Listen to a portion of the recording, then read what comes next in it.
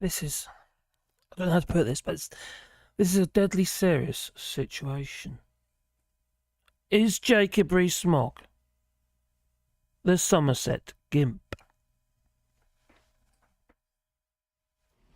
Well, we out the GIMP. GIMP sleeping. I guess you just have to wake him up now. Maybe. Well, we will get into that in a moment. But first, let's see who we got here. And I hope I've got sound. Yep, I have. Excellent. Well, let's go straight into the chat and see who we got. Right. Yeah, there's some announcements regarding the Somerset GIMP. And my question to you is it Jacob Rees-Mogg? Let's just make that a bit bigger. There we go. Ruth, hello, I did send you a thingy on Facebook, Ruth. Right. Okay, hello, Derek R. The sooner this man is out of UK politics, the better he can take Nanny with him. Yeah. Has anyone seen that pitch? Oh, yeah, it's on the card, isn't it? Yeah. Mellow Bellow. All shorts. Baby Sharks sing it. Mogg the Somerset GIMP. Yeah. Oh, quick, that would be a song, wouldn't it? I'm sure all the kids would be singing that. I get stuck in your head. How would it go? So it's like, Mogg, baby GIMP, baby GIMP, baby GIMP, or something like that. I don't know. You tell me. Adam Frankenberger. Now this was clickbait if I ever did see it. I know. It's not going to work though. It never does. But the sooner this man's out of UK politics and doing a 2 to 5 news slot, the better. Yeah, just in the morning, AM. Yeah, well we've got, oh crikey, Alexander Boris Steffel Johnson, the you know who. Kipper. Well, he has now got a job. Yeah, he got himself a job. He has. As a presenter on GB News. Another one. Yeah, another one. Blimey.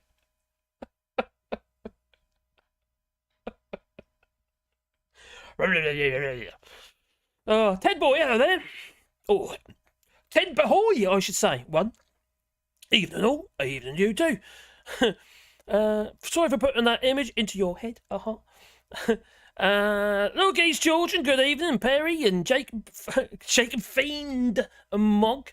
Vendetta, bloody hell, I'm not that blind. But who's Steve? Text. Yeah, no, yeah, I did, Ruth. I said, I hope I got the right Ruth Goverry though.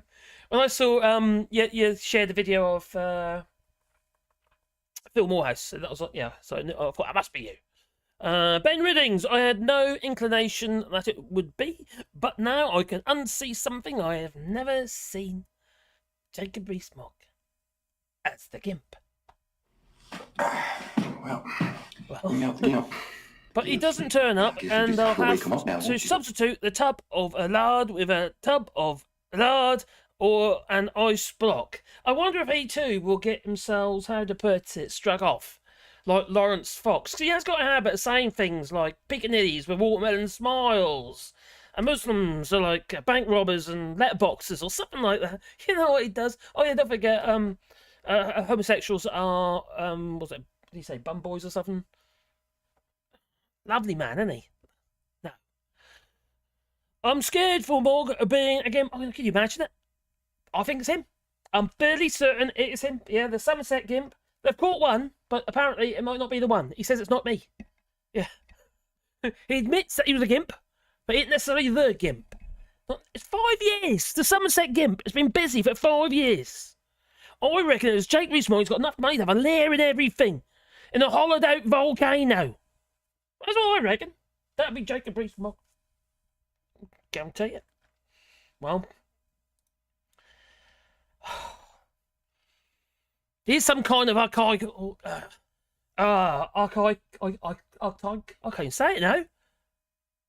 Archetypal? I can't say it. Archetype? Oh, I don't know. Anyway, he's a Tory GIMP. Anyway, he's a bit of a financial, well, not a bit of, he is a financial gangster. Got your Brexit, and then he shipped off, didn't he? Shipped out to Ireland. Not personally, but his business. Somerset Capital. Well. The man is awful. He's absolutely awful. There's no getting away from it. And at the Tory conference back in, or one of them anyway, I think it was back in 2017, obviously after the Brexit referendum, well, there's obviously empty seats everywhere. Vacuous, Sido, soundbites. It took the usual sort of thing you expect to get from Jacob Rees-Mogg. Rather excruciating, his attempts are to kind of invent a youth section. It was accompanied by, well, at all times, as usual, by his constant lies, misrepresentation, and let's not forget slander. However, back then, this slander was not, not only was it sort of directed at Labour, and it will be again. It's been, it gets directed inwardly within the party itself.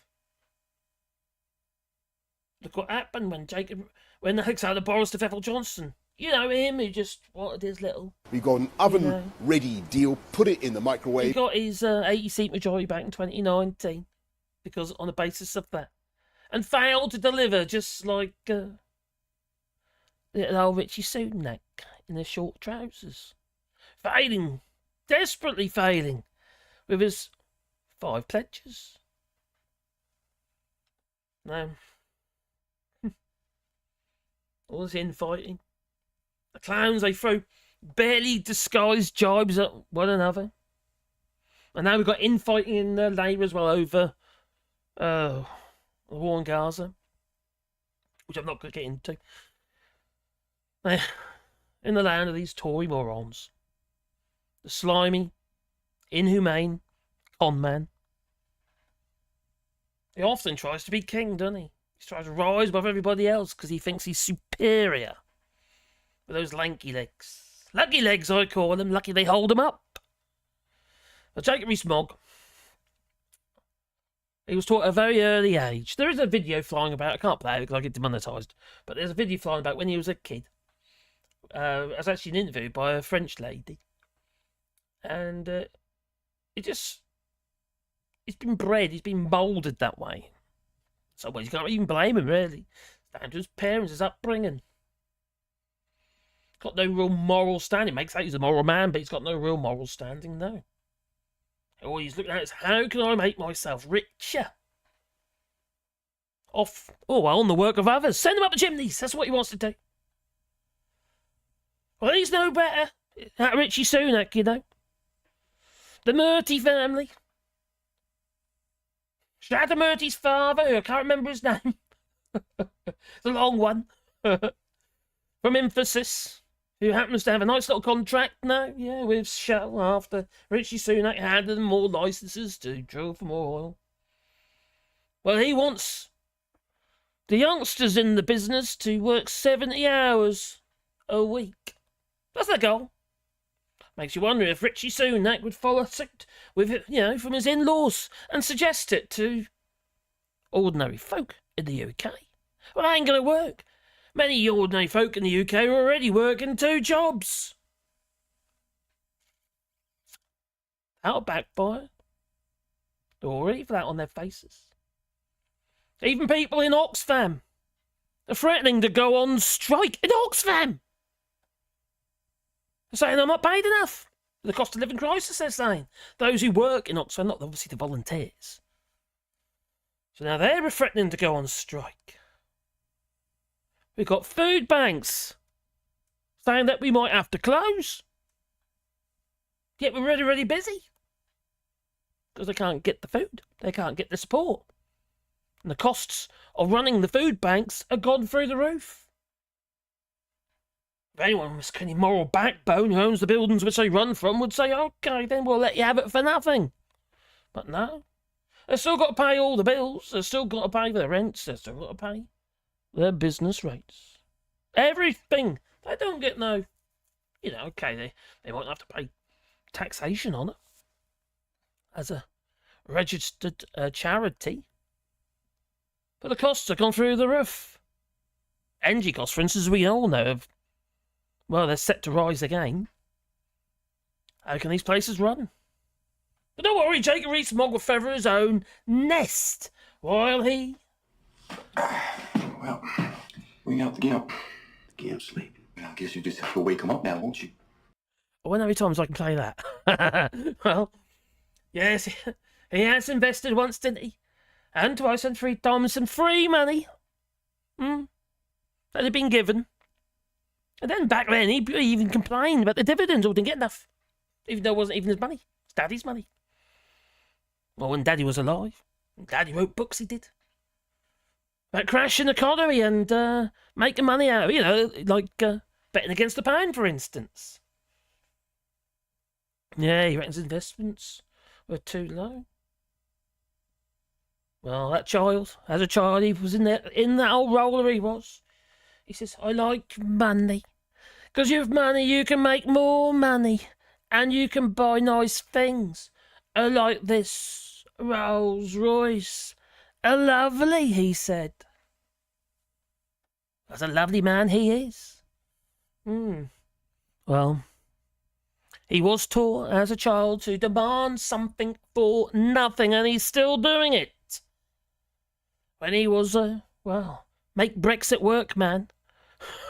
MP, minister, or whatever that was. Did he make Brexit work? Did he get rid of all the laws? No, the EU laws, that is, the ones that were rolled over. No, he failed miserably on every single account, except the 1500-watt vacuum cleaner. And maybe working time directive, so you can work more hours. Oh, here comes a 70-hour week. Well, he attended the financial gangsters Gimp's finishing school. That's what he did. Yatton. And later, despite a disappointing result in his degrees, well, he wrangled an undeserved, rather lucrative banking, well, I say job, it's probably jobs. You see, it's not what you know, it's who you know. Well, as an MP, Jacob Rees-Mogg, Doffcap Borlock and all that, has unwaveringly supported every policy that favours the wealthiest elite, and has consistently opposed any policy that helps anybody else. He's promoted bigotry as a tool to divide in order to distract people from their real enemy. Now, he has been an rather obedient servant of the financial, gangsters, while simultaneously lining his own rather deep pockets as taxpayers, and, well, it's your expense. Well, it doesn't end there, does it? No. Even his family home was renovated with taxpayers' money. 7 million quid. Got a grant, you see. Now, Rees-Mogg is that anyways, that type of Tory gimp of, well, he's wealth thieves. Yeah, and yeah, let's be honest about it. You know, he's all about well, he's against abortion. Yet Somerset Capital invests in the pill. Doesn't make a lot of sense to me. No, doesn't make him a hypocrite. I tell you what it does make him. It makes him.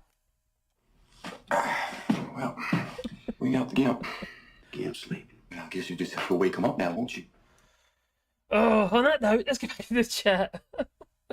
Hey, Ben, and Al Smith. He's gone a set nanny. Well, let's bring it down a bit. There we go. Well, he's an awful, awful, awful, awful human being. He really is. And I've lost my chat. All right, come back here, chat. Come on.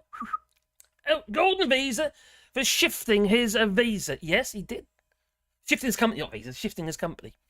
Oh, great. Scroll up, get back to the top here. So what have I missed? Now this, done that one.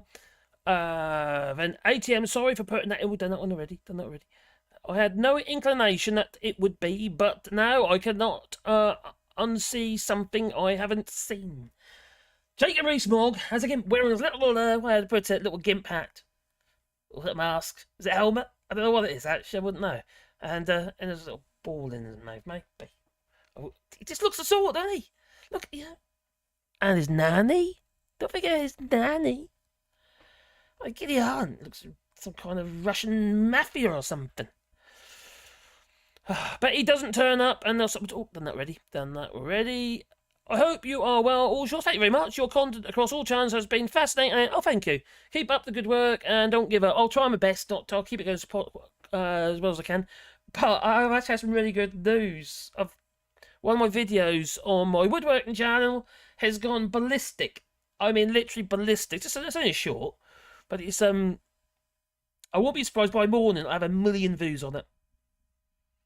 If I look up here, what's it got? Well, I looked earlier, it was like 850,000.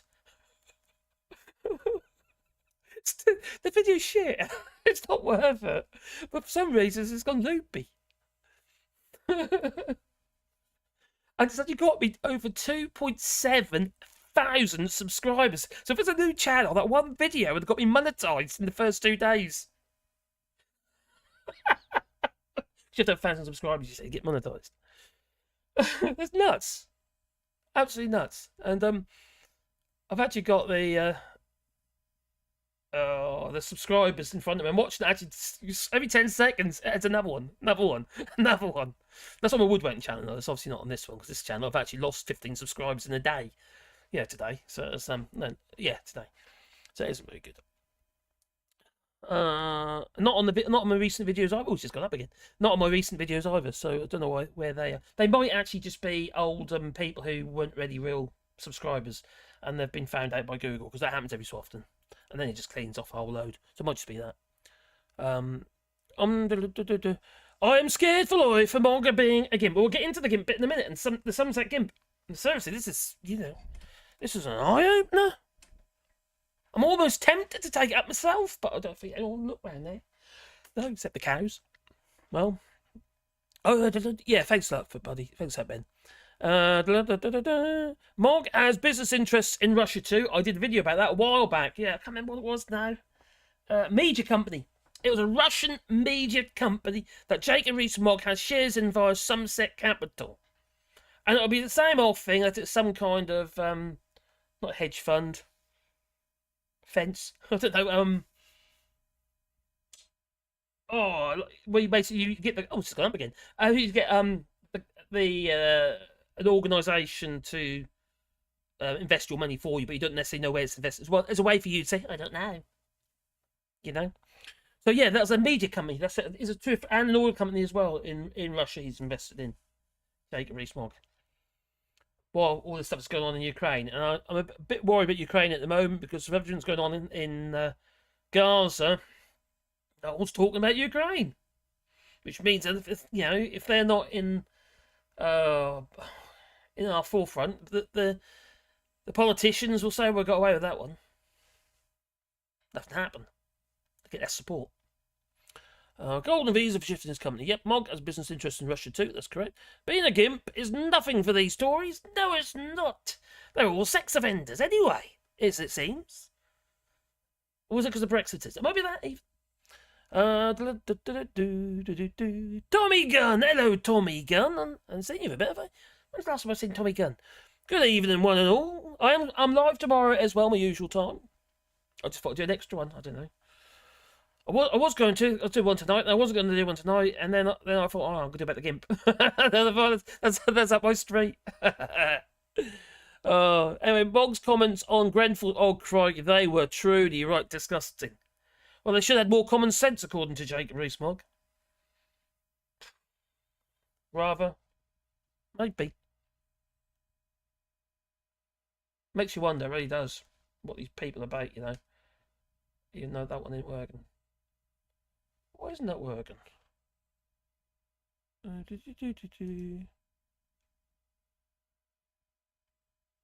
on, is it working or is it just me not seeing it?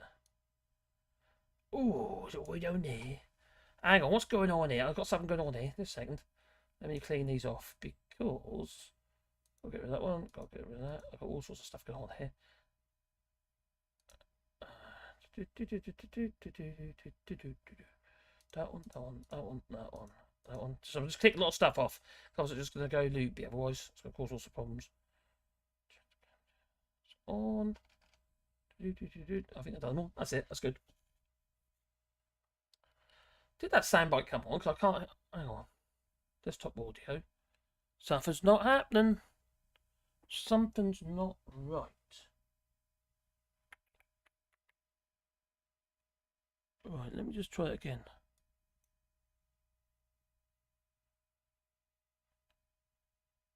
But that one's working. That's weird. Pit says no. But that one's not Pit working. says no.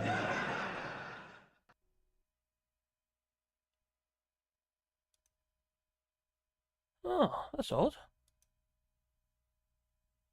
It's there, but that's bizarre. Oh, hang on, there's the volume down. Ah, that's why. My slider's down. I do apologise. There you go. I think it's rather uplifting. Yeah, that's what he's. Yeah. Oh, that makes sense. Oh, yeah, no, you're right, Perry. It was absolutely awful, really. Can you imagine it being in that tower and total darkness and you're trying to get out and you're literally stepping over bodies in smoke? What was this man thinking, really, to say something like that? These people don't think, do they? They've got no empathy. None whatsoever. It would be oven ready if it was destined to fall the microwave. Donsky was a slime ball. Yes, it's as oven ready as bringing out the turkey the day before Christmas. Adam Frankenberg, in fairness to Jacob Rees-Mogg, who knows that what horrors happened to him at school. Could you actually, to be fair, that is actually... I wouldn't be surprised he got bullied. He probably deserved it because he's a horrible piece of work, sorry, but, you know. If the shoe fits. I'm just going to have a look now because I've got some... That one. Nope, not that one. Oh, might be that one. There you go. Nope, not that one. I think I found it. Yeah, I've got some lovely images. Actually, I could probably just bring this one over. I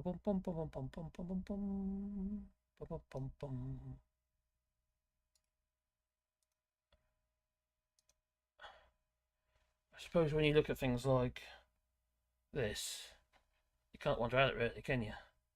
You know, it's not as though he had a lot going for him, is it?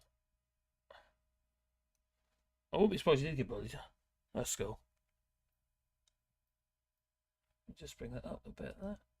There you go. Yeah, that is one scary image, isn't it? It reminds me of a scene from one of the Bond films where the little Russian woman, and she has the little knives come out of her shoes. I can't remember which one, what one that is. It's one of the old Bond movies, I believe. That's what it looks like to me. That's a bit kind of Bitty. Maybe something like that. I don't know. It's just a thought, you know. There's no good in them. There ain't no good in them. I don't think so.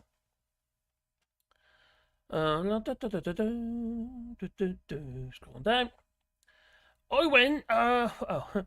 Nanny has a face, only Mogg. Oh, Mogg will do. Would do. Royston Vassy residents call Somerset where? Do they? I don't know. Well, they've got a GIMP, so that might be it. My stupid phone keeps buffering. I'm not buffering my end on the feet. I'm coming back through the internet and coming back here. That's no buffering there at the moment, so I'm not sure. I don't think it's my end.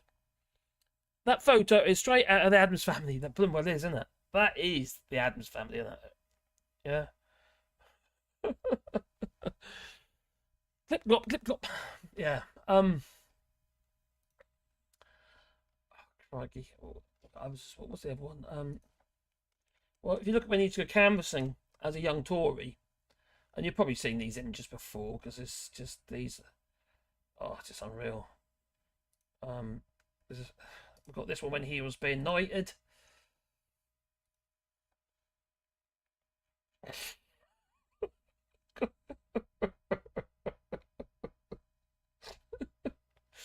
Sorry. It's just freaky little man. Dun, dun, dun, dun, dun. No, I can't find it there.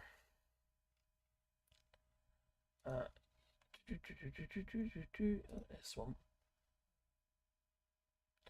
So this is when he was being interviewed as a kid.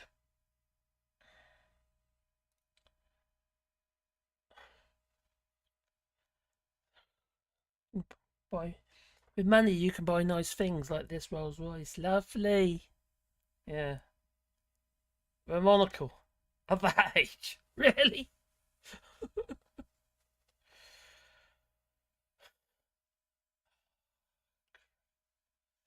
God's sake.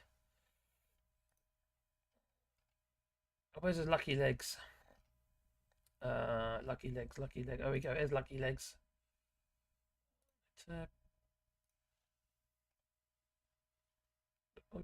Oh, here they come. Here comes lucky legs. Oh, there he is. Have a... He could be Monty Python naked, couldn't he?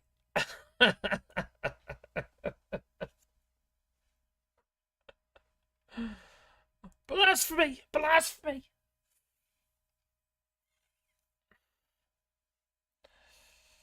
There be. Back in the chat. Okay, there we go. Jacob Rees-Mogg was never a child. He was always an 18th century dandy. Most likely. Caroline, come in and take over, will you? She's actually gone to bed, actually. She's been really tired. Yeah, he looks like an evil Monty Python. He does. Well. Scroll that up again. There we go. Have I missed anything? Add family.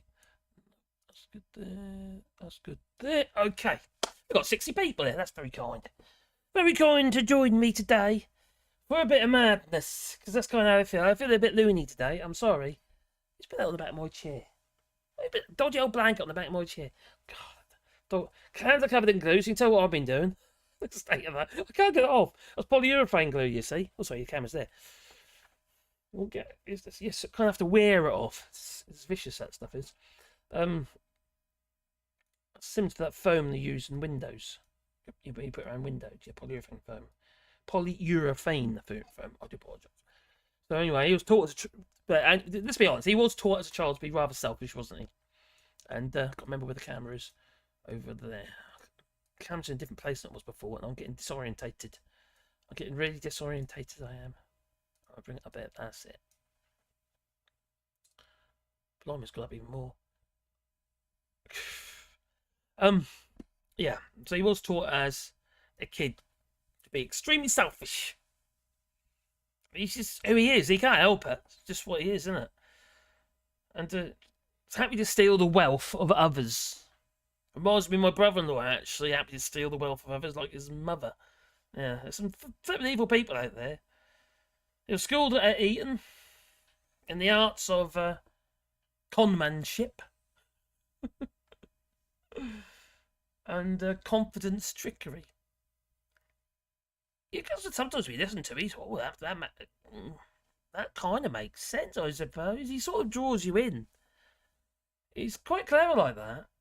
But that's exactly what it is. It's just confidence trickery, isn't it? But he never misses an opportunity to fleece the taxpayers for his own benefit. Repeatedly promotes bigotry as a distraction tool. Don't look over here, look over there. There's all these dead cats as well, isn't it? His lies persistently about his intent and his actions. And he epitomises among some Tories and their enablers and the right-wing media.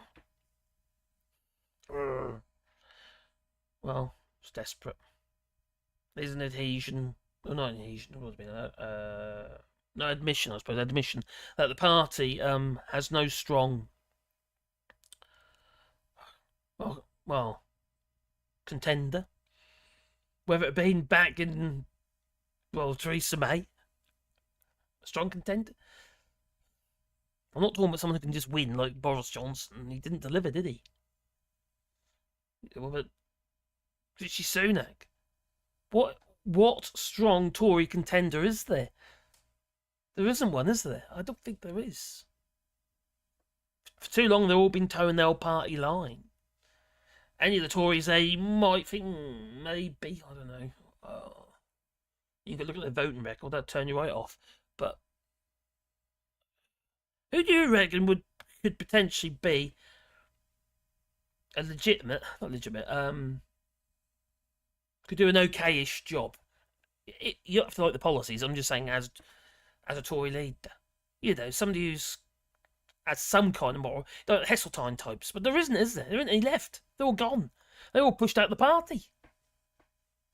Ken Clarke, Michael Heseltine, Damien Grieve. You know?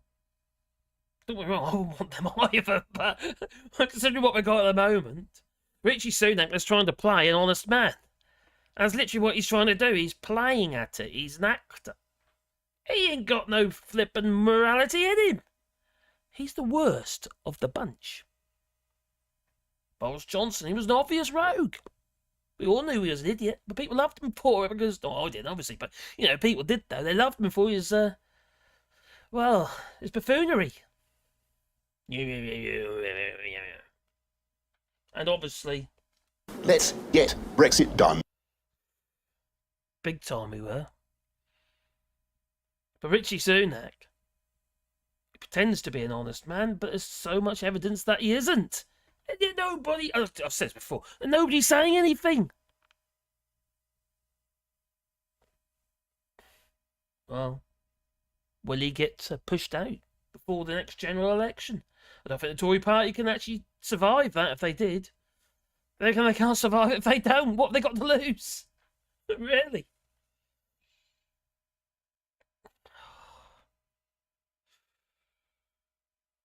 So yeah, Jake Rees-Mogg, he kind of, he epitomises the true state of the Tory party, and it's all putridness. Putridness? I can't get my worms out. You know, disgusting stuff. Putrid. And an S. That's it. Well, his popularity among some, though, and not just through the actual Tory party, Tory party itself, some in the Tory party, but also some of his supporters. Far-right supporters. One geezer, that one from that, I forgot the name of the party now, maybe you can remind me.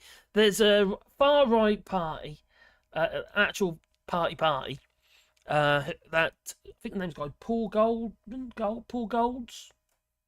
I think it's Paul Golds. Anyway, he put a threatening video out when Jake Rees-Mogg was getting a little bit of grief online and what have you. Well, I'll have you, you leave alone, it'll be after, we know where you live. That kind of video. What? I don't know if it was after or before Elon Musk took over and destroyed Twitter, which is also in one hell of a, getting in dire straits. The investors are getting very, very fidgety. They could pull their investment. Ain't looking good at Twitter, or whatever they call it these days. Well,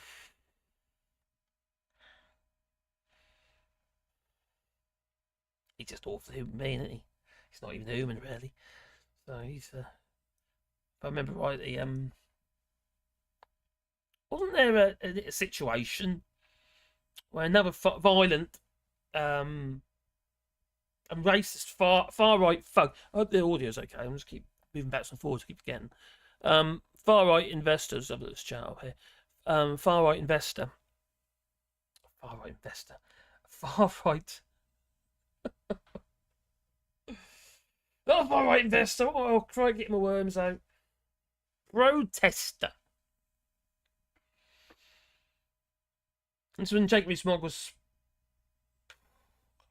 I can't remember it all, but he was speaking at, I think it was a university, and this bloke, he abused, he punched a woman, that's right, he punched a woman, in an unprovoked attack. And Jacob Rees-Mogg covered it up because he knew the person. Anyway, back to the chat. Foul people these are. These are Tories. They're typical Tories.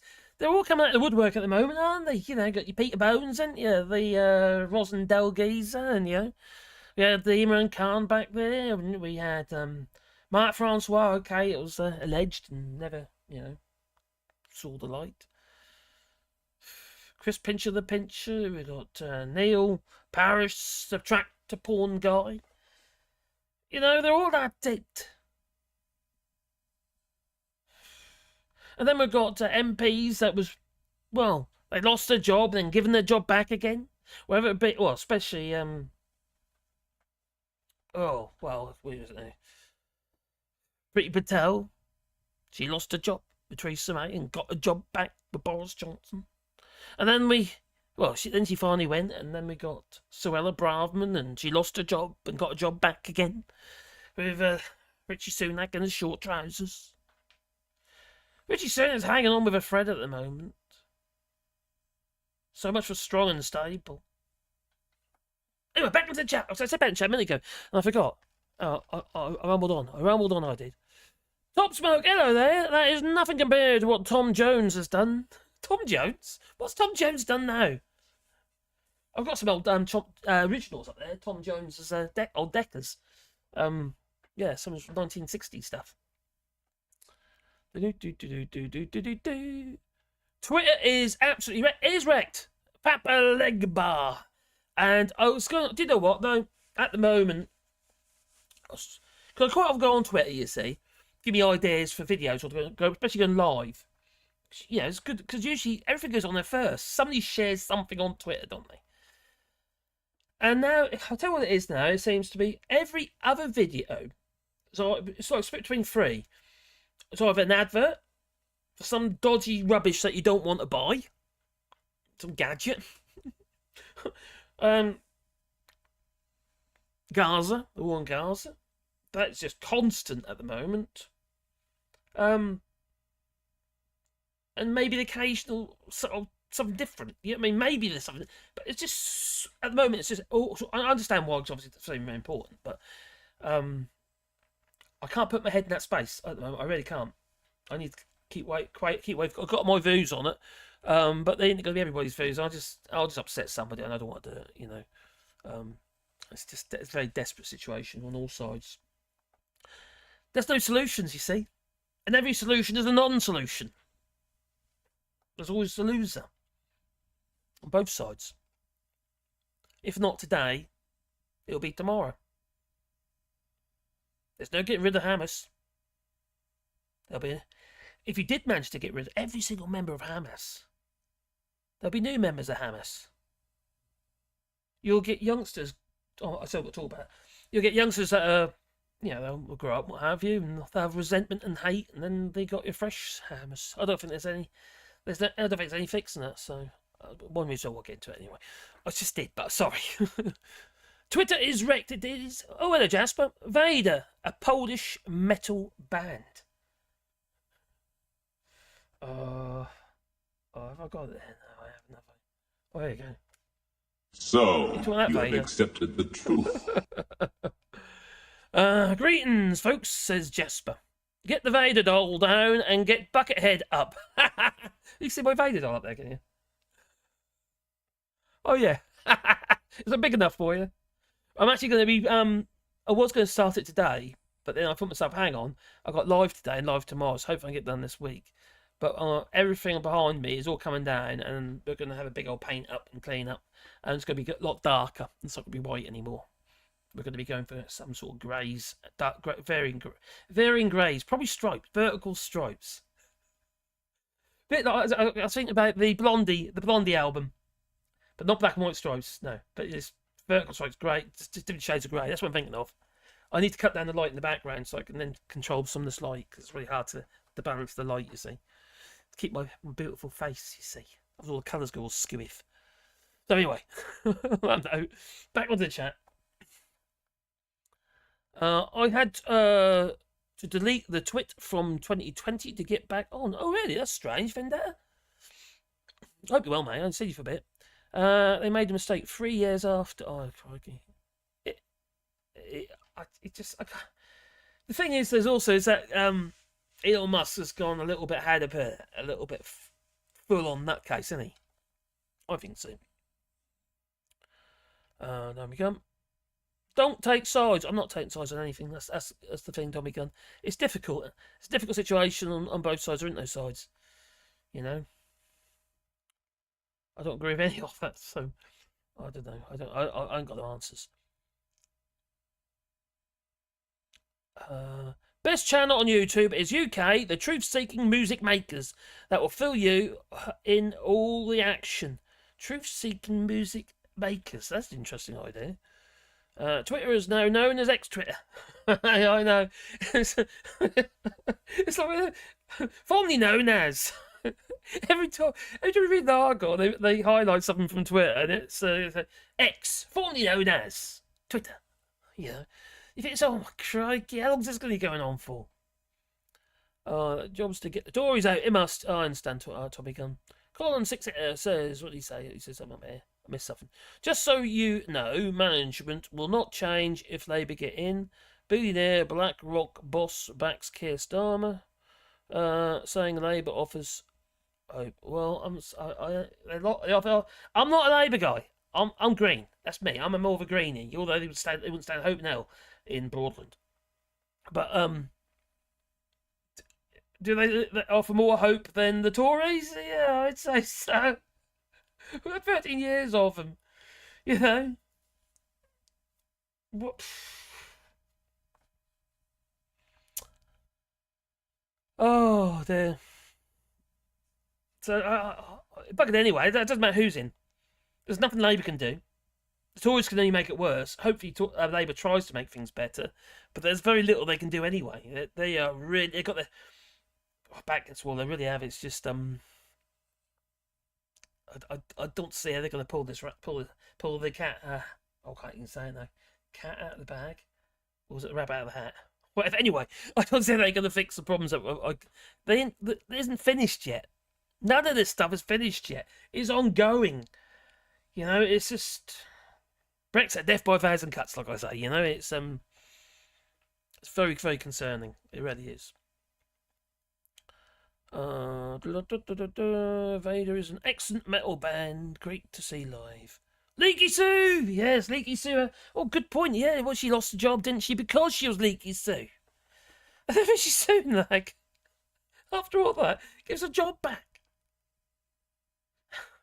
Has she got some dodgy pictures of them together, maybe? In some kind of strange position with maybe? Well, I don't know, you know. Can't sleep. I guess you just have to wake them up now, won't you? Maybe. So, Dirty Teresa with a man-sized, Teresa Coffey, or I talk about Theresa May for a moment, running in the old wheat field. Can you imagine that? That's the naughtiest thing she's ever done. So yeah, Dirty Teresa with man-sized cigar. I'm probably going to get a strike actually on my woodworking channel. I did a video on here that was going on about a compass plane, which is a plane for which can applying curves. I mentioned the outro little video, because it's only a short video. I said, great for playing in curves or something like skin grafts on Teresa Coffey's or Han Widdicombe's buttocks. I thought, oh shit, I should have said that. Too late. I'll probably get a strike on that one though. Oh, at least bankers are going to have their unlimited bonuses now. Very, very true. It's disgusting. It's absolutely disgusting. With everything that's going on at the moment, it's not rubbing people's faces in it. Just like, you know, inheritance taxes and stuff. I honestly believe those who can gain inheritance, I think the limit, the threshold needs to be lifted because of inflation and stuff and what have you. And also those at the bottom, you know, who maybe just, I don't know, inherit your mother's house or something like that. That's fine. But when you're talking about huge flipping portfolios, you know, inheritance, like Jake Rees-Mogg. So I think it should be lifted. I think the threshold should be lifted, but the tax should be increased. It's quite high here in France, you see, and there's not really any escaping it here in France. One of the reasons why you see a lot of properties here that don't get sold on after somebody's died is they just sit on it because they can't actually They don't get anything for it, are they? All it goes in taxes. You can't, here in France, you can't actually disinherit your kids either. So if you've got a really, a couple of kids and one kid's virtually had everything already, you can't say, well, I'm writing you out the will. You can't do that here in France. There was something brought in for people, English people here in France, but I don't think that'll wash anymore since Brexit, where you could actually use your English will. But I don't think that's written into the Trading Corporation Agreement. Just saying here, no, just saying. How creepy to think an old geezer would use a roof feet like Bill Cosby. Oh my God. No one cares. Oh, the job is to get Tories out. I know. It is. We've got to get the Tories out. That's a foregone conclusion, though. My worry is that they will have too much power. Proportional representation, but we're not going to get it. If Labour gets in, they know they're going to get at least 2 terms. They're not going to give us proportional representation. Because that'd be the only saviour for the Tory party as well. To keep their fingers in the pie. Maybe I don't know. That is a disgrace. Talking about pies and all that,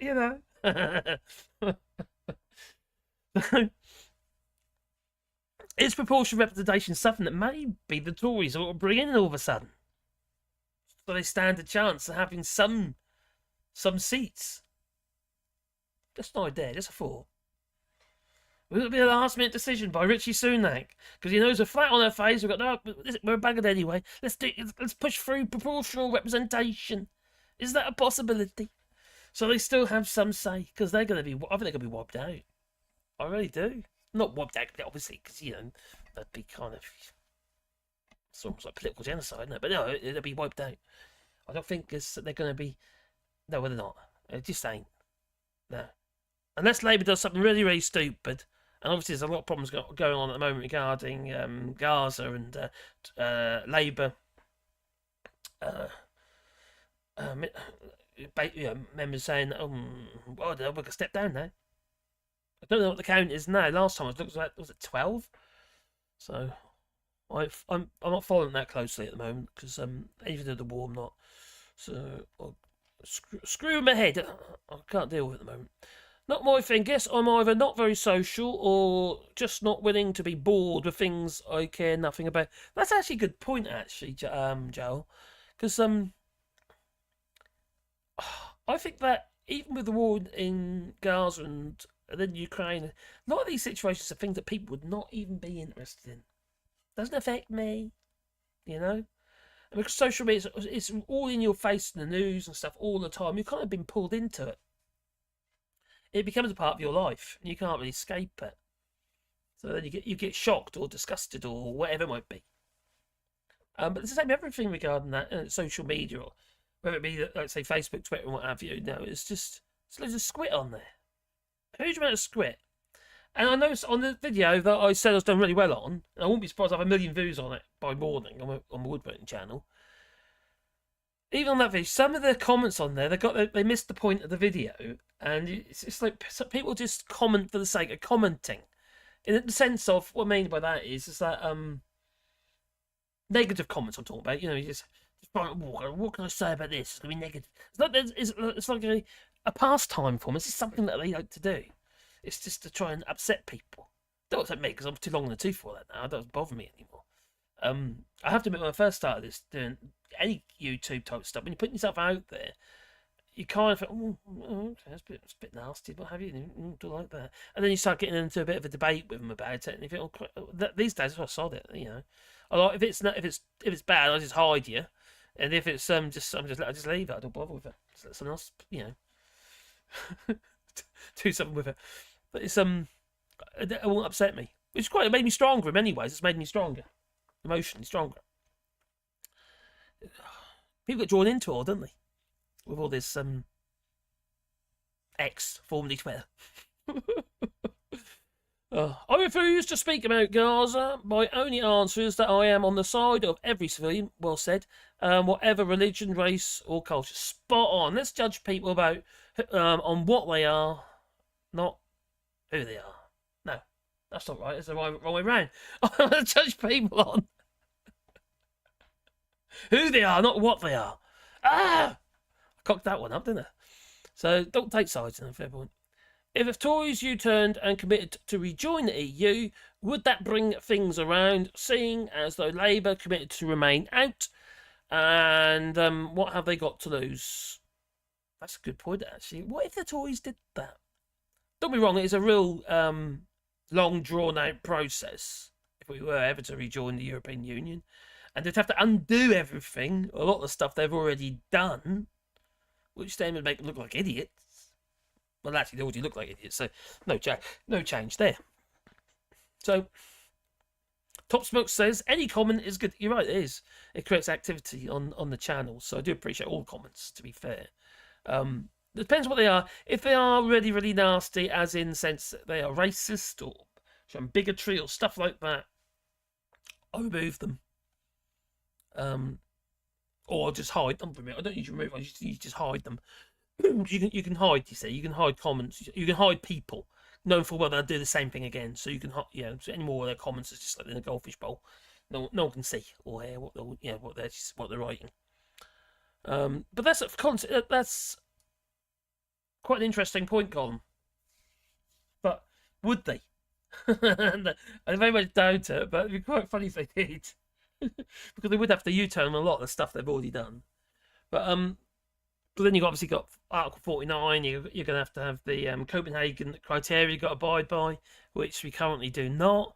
And considering that the EU is actually toughening up on that now, regarding the 60% of GDP regarding national debt, the idea the UK can meet that when our national debt is more than our GDP is a little bit slim, isn't it?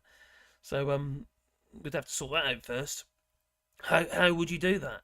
What would you do? Print a shitload more money and just pay off your national debt so you could do it? Well, maybe, but then you got a risk of massive inflation. Oh, we've already got that, so maybe it won't make a lot of difference. Oh dear. Well, look what's going on in Russia at the moment. Their inflation is going through the roof. They've increased interest rates now to 15% in Russia. So their economy isn't doing too great. Good. The problem with that is it hits ordinary people. But again, if they're supporting the war in Ukraine, well then, tough tea. All right, so there we come.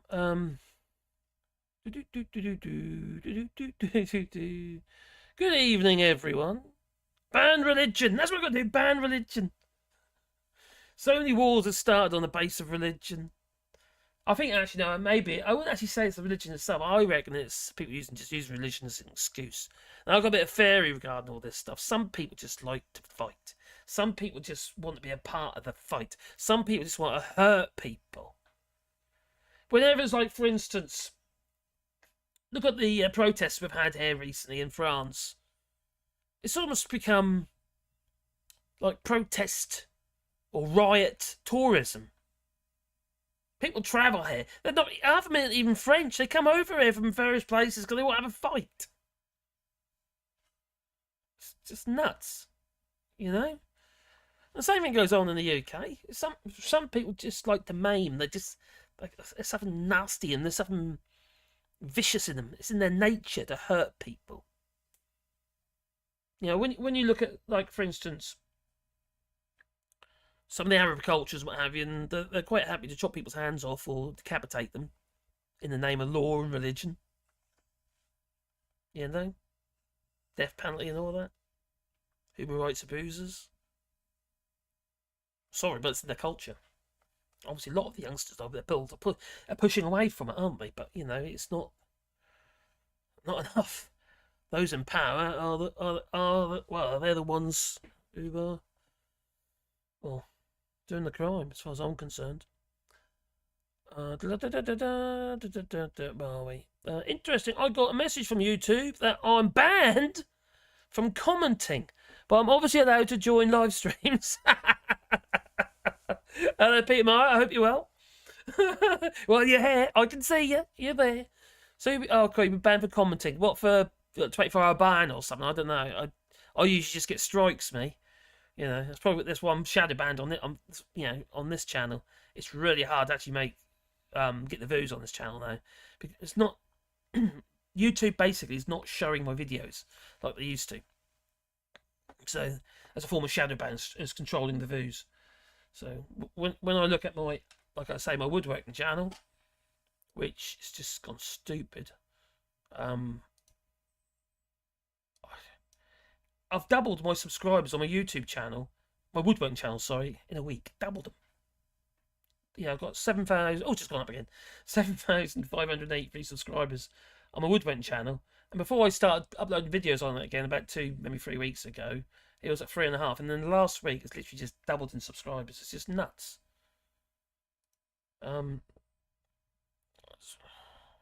Show you. I can't actually logging out of this one. I can't do that. So I've just gone up 2 times. Just gone up again. Oh crikey, this is nuts. I'll put it on there.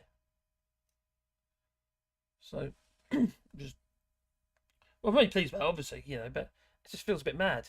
So I'll see if it goes up while we talk to you. But yeah, it's based on one video. It's gone a bit stupid. Yeah, the other videos doing alright actually on there, but on this channel they really struggle to push along. So so interesting. I got banned on YouTube. That's a bit strange, isn't it? You got banned, but you know, oh, it's not going up now. It's doing it on purpose, isn't it? Got banned from commenting, but you can join live streams. But the fact is, what you do is in the chat, isn't it? So, for instance, if I get a strike, I can't actually upload any videos at all. I can't even do a post, which means I can't tell anyone I've been had a strike. So I can't tell you I can't upload any videos, which is silly, you know. So very frustrating. Good evening, hello Matt. Good evening to Marcus and to all in the chat. I got banned from Twitter in 2014. Oh God, I had 2,000 plus followers and an ace commentator. Is this? And now it's not going up now. I did that. I talked that one up, didn't I? Come on, move. There you go, move. There you are. Got another subscribe. So the banning is a reason why I only speak Esperanto on another account of mine. I was like the weirdest stuff, and YouTube seems not to get it. You could mix it with a bit of English, I suppose, as well. Latin seems to be a nice option. Yeah, well, does YouTube do Latin? Probably not. Hello, number 3. I had 1 day commenting ban because I put my blog link and some idiot saw. Oh, really? The thing with let's go up again. The thing with YouTube is it's all flipping algorithm AI based now, and it's just even when if I appeal it, even then it's not even person. They say it's a moderate there. It's too quick. It's too quick. So no warning for this stream either. Oh crikey! I just happened to bump into it. But okay, strange, isn't it? It's got up again there. Says my woodworking one's going up. That's a good sign. Alf Smith, I've been banned for 24 hours. A lot, blimey. You lot right, old keyboard warriors, aren't you? You trolls. You're a bunch of trolls. That's what you are. Oh, it seems seems to be the LP dollars nature of many quitterlings name a Brexit benefit. All those Ramonas crying, that's enough benefit for me. Then you'll get rid of that for a minute. Back to the chat. Oh dear. Yeah, I saw the stuff that the other day actually. Stuff like remoders and stuff like that. It was oh crikey. Remember the Gulliver, the Lilliputians, the Lib. Oh crikey, I say it. I'm flipping out. Partly because I'm tired, but otherwise I'm probably just an idiot. Fighting over eggs. The Lilliputians. Oh, Lilliputins. Oh, Liverpool. Fighting over eggs. Oh, crikey, is there? Are they fighting over eggs, are they? Oh, crikey. Well, we've got a bit of a shortage of eggs here. Not as bad in the UK, though. It's got a 5.90 now.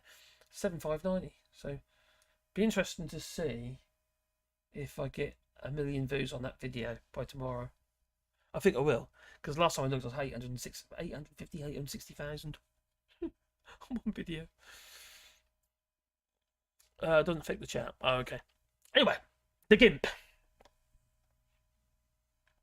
Jacob Rees-Mogg. Was he the GIMP? Oh, I bet he was. Well. Oh, there he is. Jacob Rees-Mogg. You can imagine, just with little gimp suit on him. Yeah, it's just the mask or a helmet would do, wouldn't it? So, yes, fair and sympathy as villagers encounters with the Somerset GIMP.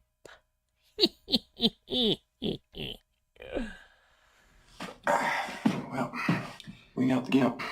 The gimp's sleeping. I guess you just have to wake him up now, won't you? The latex-clad individual has caused much distress this was only yesterday, by the way. Individual has caused much distress in the sleepy West Country area, though others say they feel sorry for him. Poor little Mr. Gimp. Oh dear. Now, search for the Somerset villagers of Clavingham, Yatton, Cleve, and Bleedon on the local police website, and one topic dominates: the Gimp.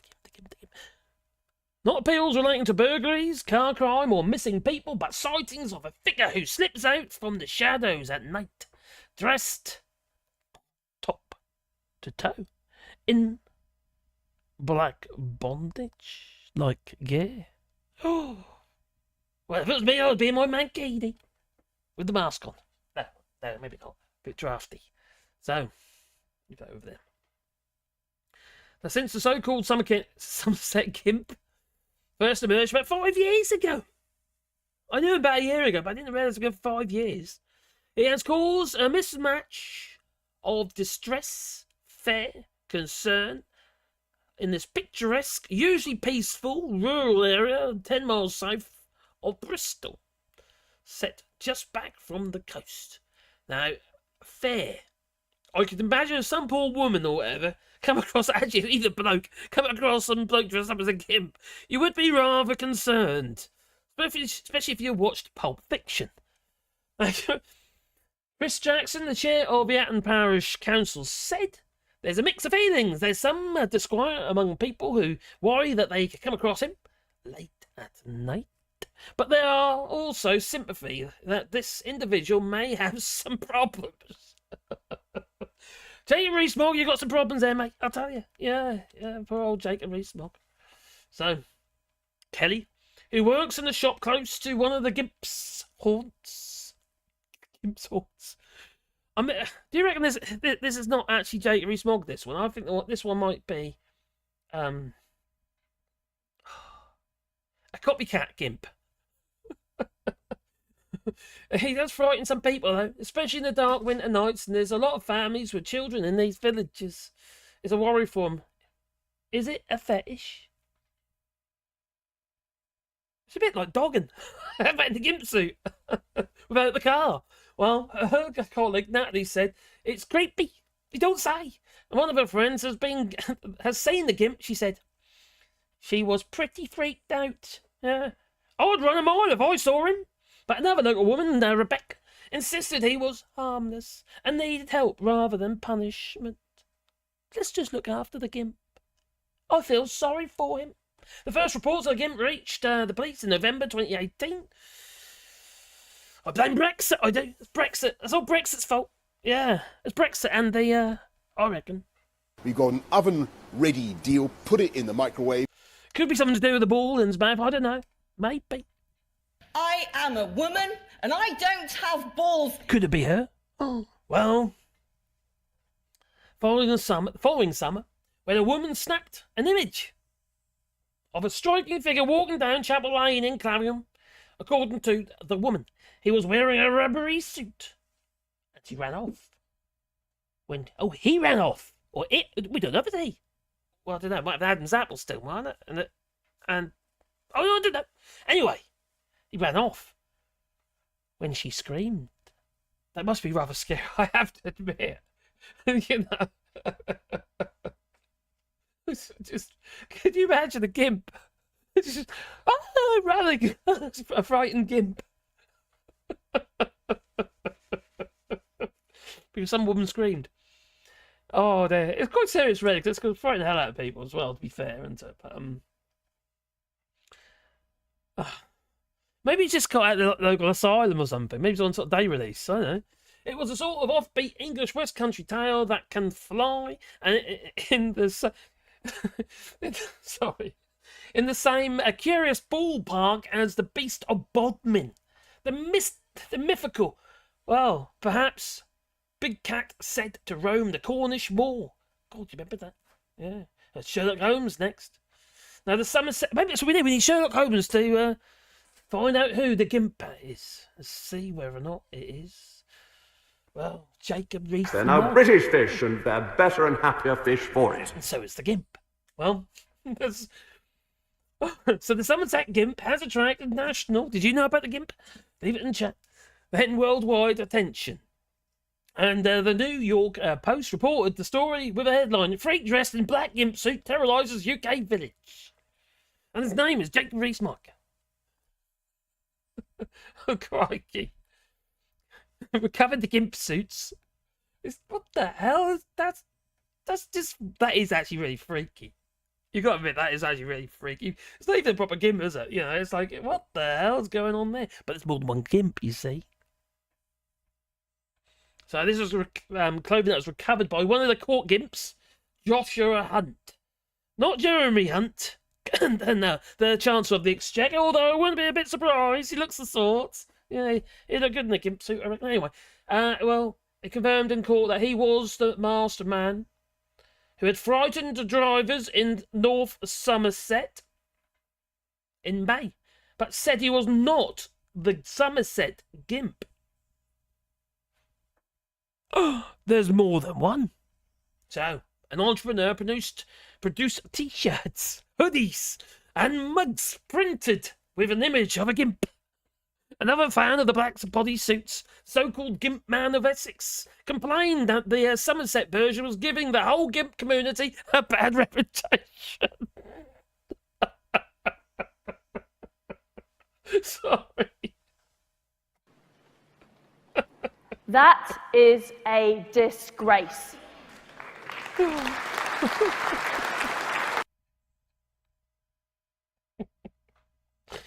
Oh, this is right up my street.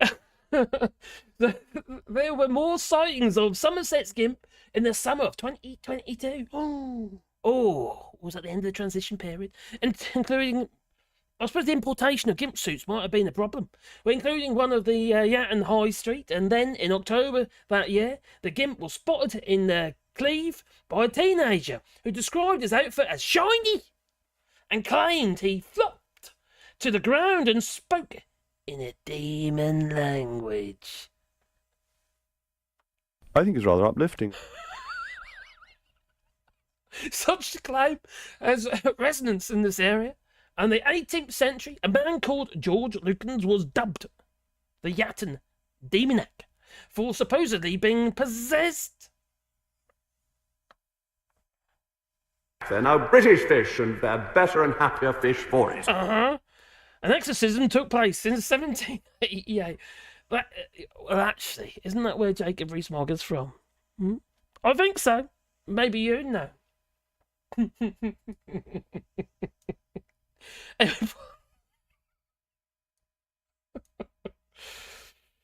Oh, go to bed. I reckon it was, actually. I reckon that's exactly where it's from.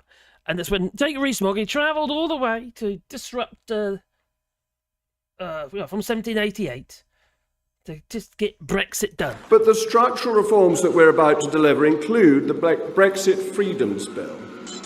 The Brexit Freedoms Bill is a fantastic piece of legislation, defining constitutional piece of legislation that will remove the dead hand of EU laws from our statute book finally. There are over 2,400 EU laws that will be amended or repealed.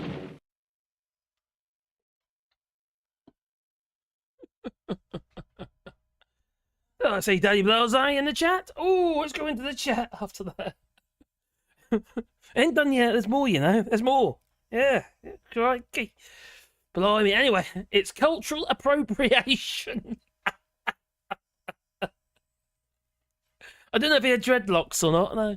So anyway, how do you become a better fish? Asking for a friend who happens to be a fish, maybe. I don't know. Is Moggy after a couple of pints of his homemade cider, which is real stuff according to Nigel Farage. Real stuff. Oh, crikey, Nigel Farage. Well, apparently the bank, Nigel Farage's bank, was in its rights, but the I've got her name now, Mrs. Rose, whatever her name is, from NatWest was in the wrong for, yeah, she broke certain rules. Anyway, they're currently trying to make it so she loses a bonus, a banker's bonus. £10 million bonus. That's one hell of a bonus, isn't it? Yeah. Jacob Rees-Mogg is actually Jack the Ripper. I think you might be right. Hang on, I ain't got live chat on. There you go. The GIMP. There you go. Scroll up a bit. Scroll up. There we go. There we go. Gingers! Hello, Gingers. Hope you're well. Right. All shorts. The barge, him along with the leaky two, and Boris Johnson let the barge drift away and forget about it. Send it to the Bermudan Triangle or something like that. Yeah. Let them all get Legionnaires. That'd be good.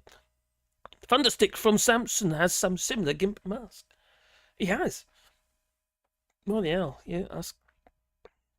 Bring back memories. Sorry, I'm late. I'm not late yet. Yeah, it was a bit of a random, stream. I just thought I'd do a stream, Ben. I haven't put a video on today.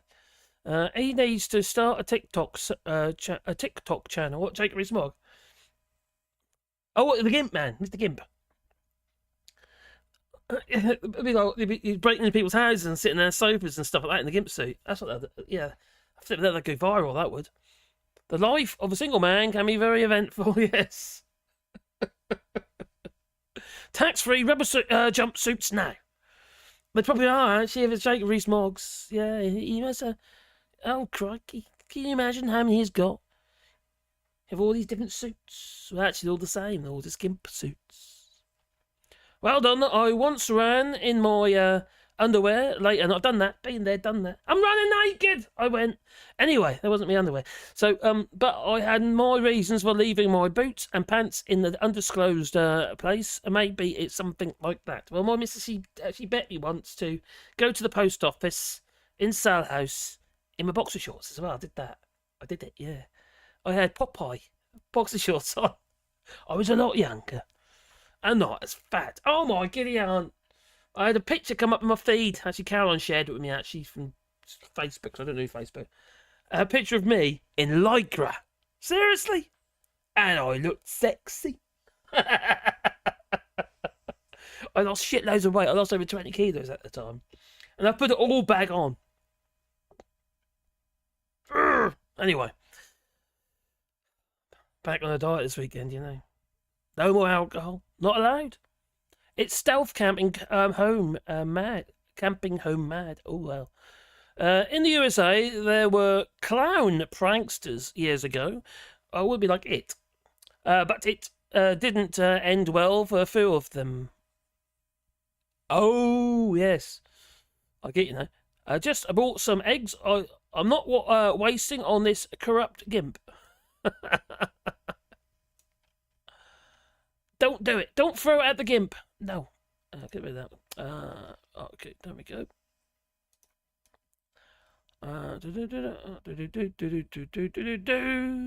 Adam Frankenberg says the ball bloke has only two hobbies. Poor block or bloke? Only two hobbies, being a GIMP and pushing Brexit to fetishes. It is a fetish, isn't it, for some of them? It's just ridiculous. The GIMP dude is too normal to be Mogg. Most probably, yes. I'll show them what a GIMP is. Not my gun. No. Hello, Daddy Blase, mate. Hope you well. Good evening, Marcus. Good evening, all. As usual, I blazingly turn up late, as usual. I hope everyone is very well, though. How long have I been live? I've only been live an hour and a quarter. But I hope you're well, mate. You're doing really well with your channel, mate. I suppose you got PMQs again now, haven't you? So you've got something to do. Top Smoke says, all shorts. That's not even a proper GIMP suit. You sound like an expert.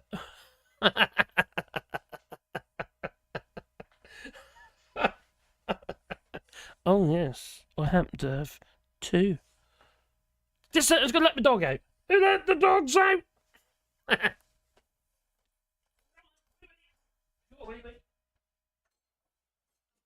You want no? Just Wally.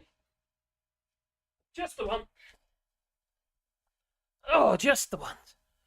I'm quite looking forward to this sort of my backdrop. I'll keep all the I don't, what should I do at the back there? What can I do at the back there? I've got ideas, but you know, got to do something with the light pelmet. I want to get a bead of light around as well and stuff like that. So I'll make it dark in the background, you see, because it's just a bit, you know, a bit distracting. It's distracting for me. My eyes are going all over the place. No, okay. Well, anyway, back into chat. Then we'll get back into our GIMP. Take a reach, Mogg. In his GIMP suit. Crikey, that would be a vision, wouldn't it? That really would be a vision. So bring it over here. There we go. Oh, crikey. Picture Anne Widdecombe in latex. Oh, my god. Do you know what? I got a strike for putting Anne Widdecombe in a fat suit. It was from the, Little Britain, it was. You know, it's been on TV. You know, and we put it on YouTube, and it's just like, you know, it's only a picture. But Anne Widdecombe's head on, what was it, Madame de Vere? I think it was Madame de Vere. On the Little Britain. Oh, political correctness has just gone, it's just ruining comedy. It really is. Never mind. One of them things, I suppose. Things move on. Freemasons gimps. Oh, dum-bum-bum-bum-bum. There's not enough latex in the entire nation. No, there isn't for that one. So, I wonder what we could use. Oh, crikey. I just had a vision in my head. Oh, where I used to live, where there was it's like a council house estate there. And there's a woman who used to live there called Emma. And they never worked or anything like that. They were nice enough people, you know what I mean? But it's just, oh, crikey. Anyway, she made all that. There's Anne Summers' catalogue. Basically, cling film. This stuff on a roll, right? It was bright pink latex stretchy stuff. And effectively, what it was is you wrapped it around your body into, like, underwear. And she's a little chunky. Honestly. She's dark at me. Because I went, to see Trevor, and it was Trevor, yeah. And, she didn't care. It was me, Trevor, and Emma, all in the lounge, and she was in this thing that was basically like, I don't know, it was like she was wrapped up in insulation tape. It was literally, it came on a roll.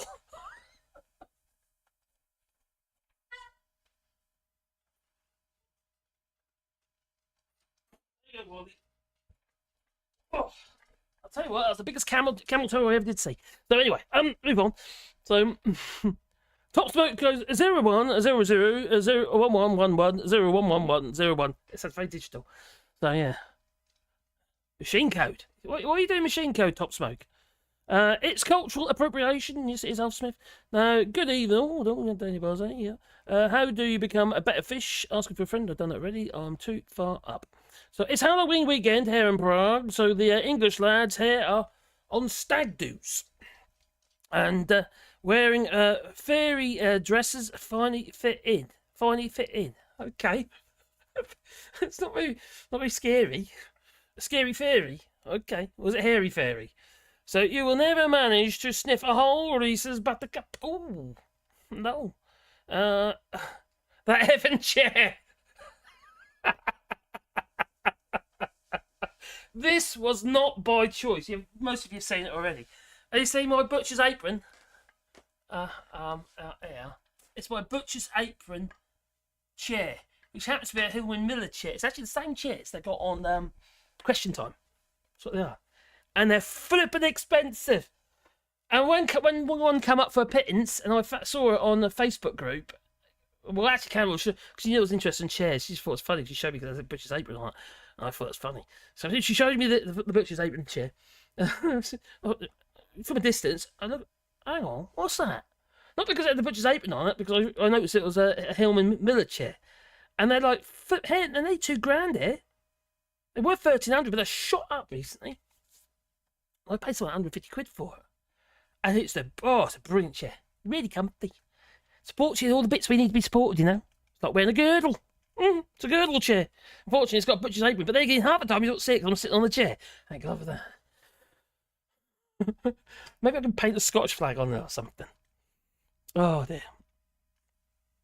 Also, all shorts. Reese Mogg's wife is begging him not to run out naked in the night. He says, I got to do this for Brexit since England hates I'm a gimp for once. I got to run naked. What's that film? I'm running naked with, what's his face? I'm running naked. Oh, can't remember it though. Jacob Mogg put the packet on and step away. Oh, crikey. That would be a fine comedy eBay post. Put a photo of a duct tape and title it "New Gimp Suit on a Roll." Yeah, that was bright pink. That was sort of like a deep, sort of mid pink colour. It was awful. I didn't know where to look. It was squeezing in all the places she didn't want to be squeezed. She wasn't as big as Anne Widdecombe, no, and she wasn't as big as Therese Sculpey, but she was a chunky ass. You know, she was nice enough, but it was just bizarre. I felt really uncomfortable. What a bit pushing out they were. You can imagine you're surrounding it around and bits are trying to escape as you're doing it. It was just unreal. Anyway, when would this been? This would have been in. And I have that. That's when I had my Nissan Patrol, long wheelbase Nissan Patrol. 2006. It was 2006. Yep. And there we go.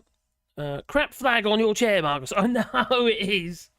It wasn't by choice. It was because it was cheap. Very cheap for what it is. And it's a really good chair. It really is a good chair. The computer says no, it doesn't like the chair. No. Computer says no. I saw one once in a group where parading around in a Borat, really? In a Borat mankini. I ain't got one yet. I'm going to wait until I lost a bit of weight because it might be a bit scary. I don't think you'll see it actually. They'll go right. Oh yeah, they'll go right up there. Be right back. Got to get myself a sandwich. What you can have with that? How can you eat? I'll talk about this. So, oh dear. Oh, do you reckon our haunted wardrobe wears a gimp suit under his Grim Reaper outfit? Most definitely.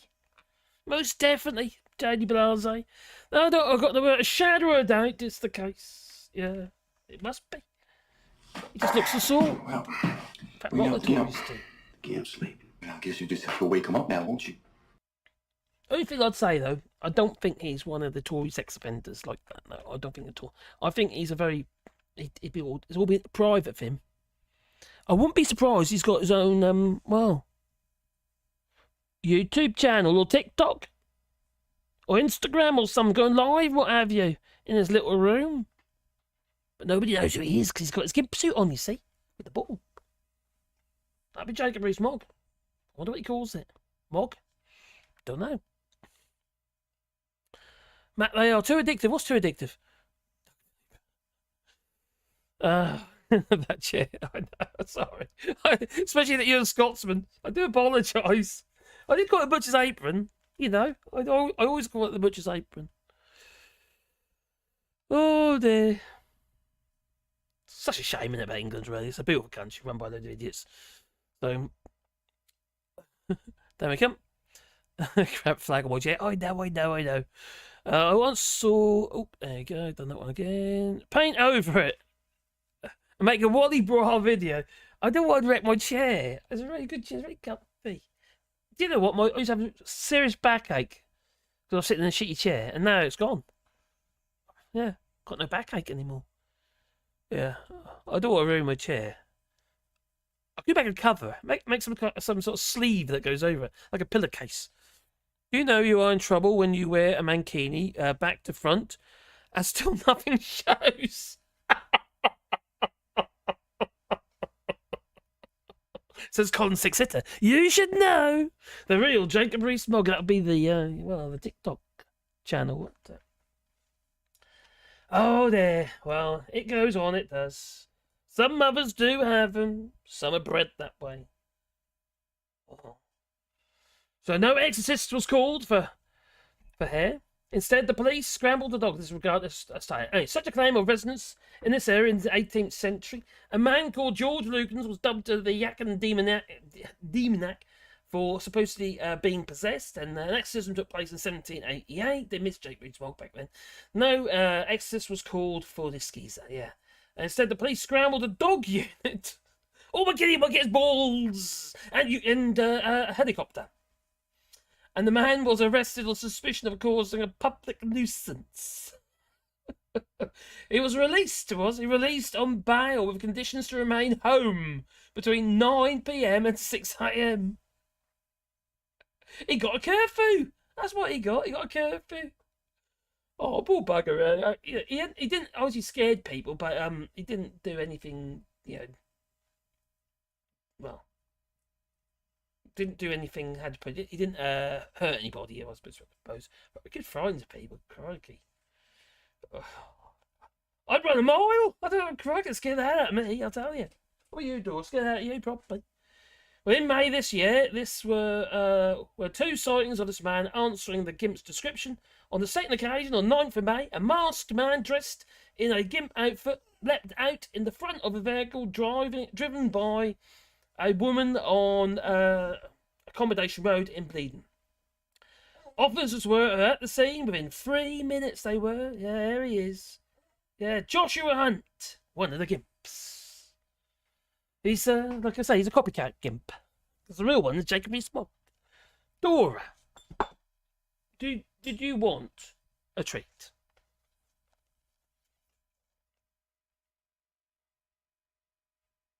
You make some effort. Come on, you do a bit better than that.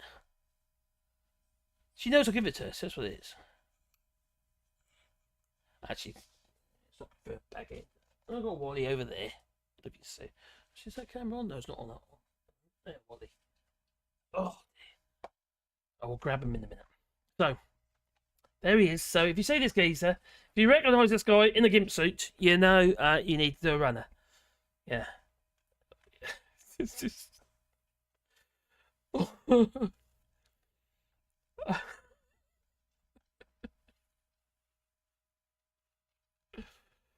I reckon he should get some funding or something. Maybe, I don't know, Prince's Trust or something, He's a bit old for that, though, isn't he? Yeah. Anyway, Josh and Hunt, a man from the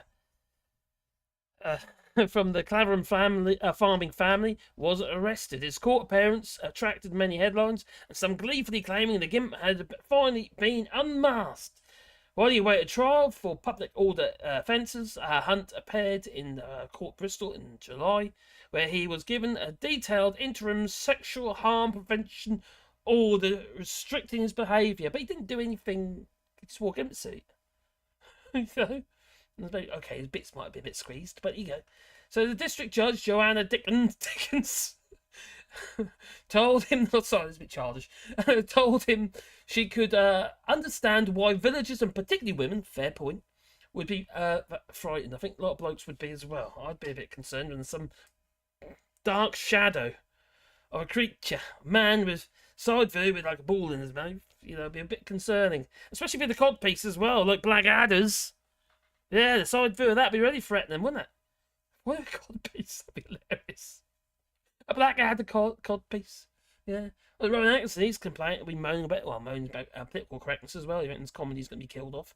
I think he's right. She ordered Hunt not to wear any sort of a mask or face covering unless required for medical reasons. What about COVID? Because you can get face coverings, can't you? But it look like a GIMP suit.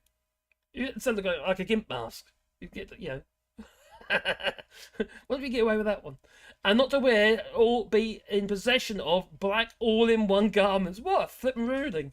Or tight-fitting black clothing while in the public place between 9 p.m. and 6 a.m. Can you imagine? Oh, crikey, what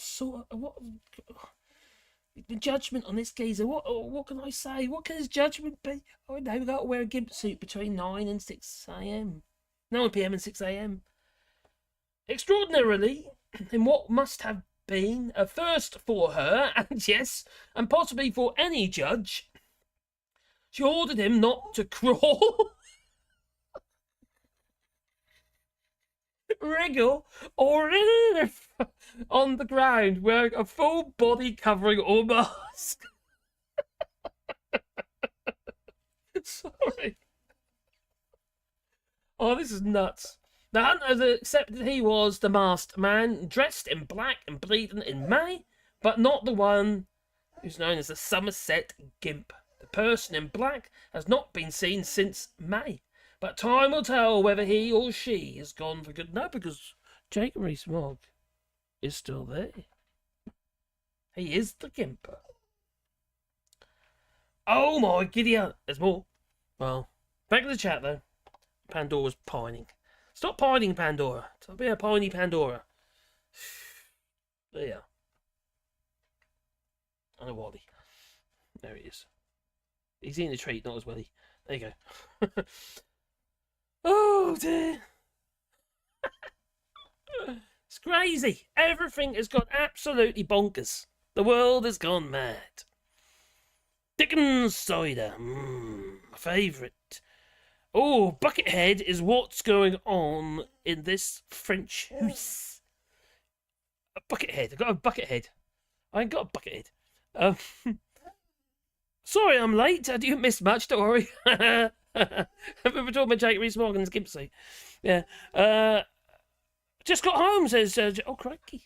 What, you been out on the old, you know... It is a Saturday night, after all.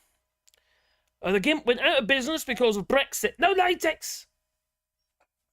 Imports, you see. It's all about the imports. Don't worry, you can get it from other places. No, you got the CPTPPP, haven't you? Yeah. Exports, though, I'll tell you we are, but buggered though.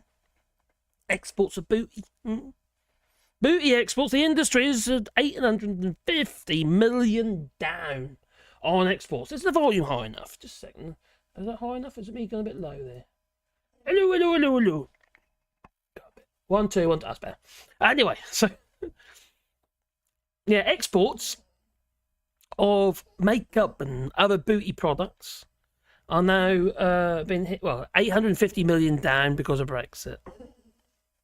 So the industry is saying. So I imagine now, if you wear one of those GIMP suits, you could get chapped. You need you're gonna need some big tubs of canister, I'm sure. You get fungal infections, wouldn't you? Ooh, horrible. Anyway, the GIMP went out of business because of Brexit. No latex, most definitely. No, Tommy. Is what's going on in this French house. What's about who's? Oh, damn, we come. Do they? Well, I nearly said that, Jasper. Can't you create a dress out of coleslaw? Well, I suppose they made one out of circuit boards in protesting about the TSR too. Coleslaw, I don't know. Maybe you could weave it. Celerak. You have Celerak, and you basically grated Celerak, yeah, grated. You might be able to weave... No, I don't know. I never tried. Plenty of latex around here, it seems. But I'm in Portugal. Yeah, you're all in it, aren't you? Oh, Wally. I've always wanted a Buckethead, Les Paul, but I can't stand his music. However, what are you talking about, Les Paul guitar? Les Paul, but I can't stand his music. However, well played it is. Mogg is a... yes, hello, Clive Smith, hope you well. Mogg is creepy. Is the creepy one from the undead. He certainly is creepy, isn't he? It's just, foul individual. Nasty piece of work. But, you know, at least it is rather, maybe. I think it's rather uplifting. Send stuff as a gift valued at £30 always goes through. Drugs, precious metals, the lot. In France, it's actually illegal to post precious metals in France. It's illegal. Because money laundering. And money. You're not supposed to put cash. You can't post cash. So, yeah. Gold, silver, any precious metals or gems is illegal to post. Mellow. Oh, yours. Rees-Mogg touched fool's hammer, lost his arm and got very skinny. I don't understand what that means. You talking in riddles? Can't you create a dress out of coleslaw? Done so already. No, I'm not saying that. Thank you, Christ, for well, that no. Number 3, Tommy gun. No. Wriggle riff on my sofa right now. Oh, are you, Peter Mike? Oh, that's nice. Oh. Reminds me of that film of Ali G and his dog. Under the covers. Yeah. Oh God, Ali G, didn't he? Oh yeah, he did. He interviewed Jacob Rees-Mogg, didn't he? I can't play that one. I gotta get demonetised. Get demonetised for everything now. They're so hot on it now. Got to be so careful. They're watching me. That they are. This ruling puts memes and stilt walkers at risk of arrest. Save our memes. Or our mimes. Mimes or memes? Mimes. Oh, mimes, as in, you not move your mouth. Yeah, that sort of thing. Yeah.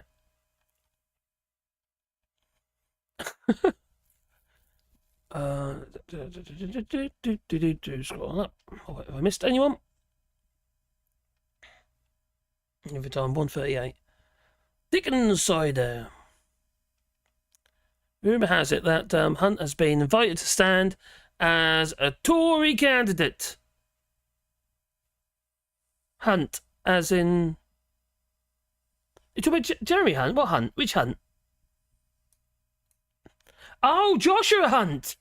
Now I get it. Now I get it. Sorry about that.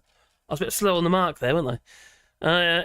Yo, man. Buckethead is a guitarist, and his signature guitar looks brilliant, and he's got a kill switch. And I'm not a fan of that style of music, though. I don't know.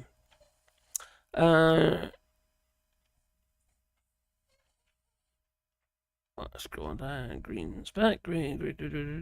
Halloween ghosty. Oh, okay. Well. Oh, dear me. Right. I'm going to go for another 10-15 minutes. Stop whining at me, Wally. You know. Little whinger. Right, so we're live tomorrow as well at usual sort of time. And like I said, I'm doing this because I haven't put a video up today, so it's a bit naughty. I was, so I do apologise. I have made about 10 videos on my woodwind channel though. So because I was in my woodworking gear. Right.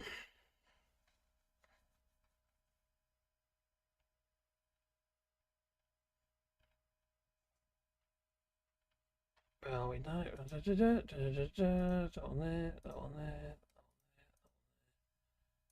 I think we got to the point there, because this has been going on for some while. That has with the fear and distress. Isn't that funny when, like, you get the Guardian, they write 2 articles on exactly the same topic, just 2 different authors. They didn't pick Steve Morris. That one is. They're both Stephen Morris. He's wrote 2 articles about the same flipping topic. He's got a fetish too, I reckon. Yeah, well. Let's bring that one down over there. I don't need that one. That one. No. Crikey, Boris Johnson's got himself a job in at GB News, CBBS. Alright. Let's give you a couple of funny things. How can we get that in there? I don't know if you've seen this. Oh, I wonder who that is. Him and his wig. Whatever it might be. Tribble. Is that a Tribble? Might be a Tribble. You know what a Tribble is, Star Trek? When I was a student and a bit of a surfer dude at the University of Southern California, when I was a student and a bit of a surfer dude at the University of Southern California... That's a scary thought, isn't it? When you lost it, when it fell off in the wind or something, you know? When he's doing the old turnpike or something, I don't know. You know, it's knock off his head, wouldn't it? Suction the... Yeah. Why would you wear that thing? Honestly, you know? You must be really uncomfortable with yourself, you know, not comfortable with who, you know, who or what you are. Certainly not what you are, because he's, yeah. And oh god, there we go. Not now. All right. This person is a lunatic. I think the UK is done for, but so is the US. Sorry, gingers. These people are lunatics. Donald Trump's the commander-in-chief. No, but not now. But not now. Sure he is. Yeah, we have a resident who's the president, the installed president in the White House. We also have a commander-in-chief. Biden runs the D.C., the 10-square-mile area in D.C. Trump's running the rest of the show. But he's not. Like, he's not even. But he is. He's not even privy to that intelligence. Oh, yes, he is. How is he privy to it when the president has not shared all of it? It's a military operation. So Trump is behind a military operation that's going to make this correction? Yes, he is. And how do we know this? Let's see. You can start doing research. Yes, we're doomed. Do your own research. Donald Trump's the commander-in-chief. No, but And not they walk now, amongst but not us. now. Sure he is. Yeah, we have a resident who's the president. Oh my Gideon! What can you say to that? It's just, you know, there's a possibility you could end up being president again, Donald Trump. Probably while he's inside, with a bit of luck. God, unbelievable people.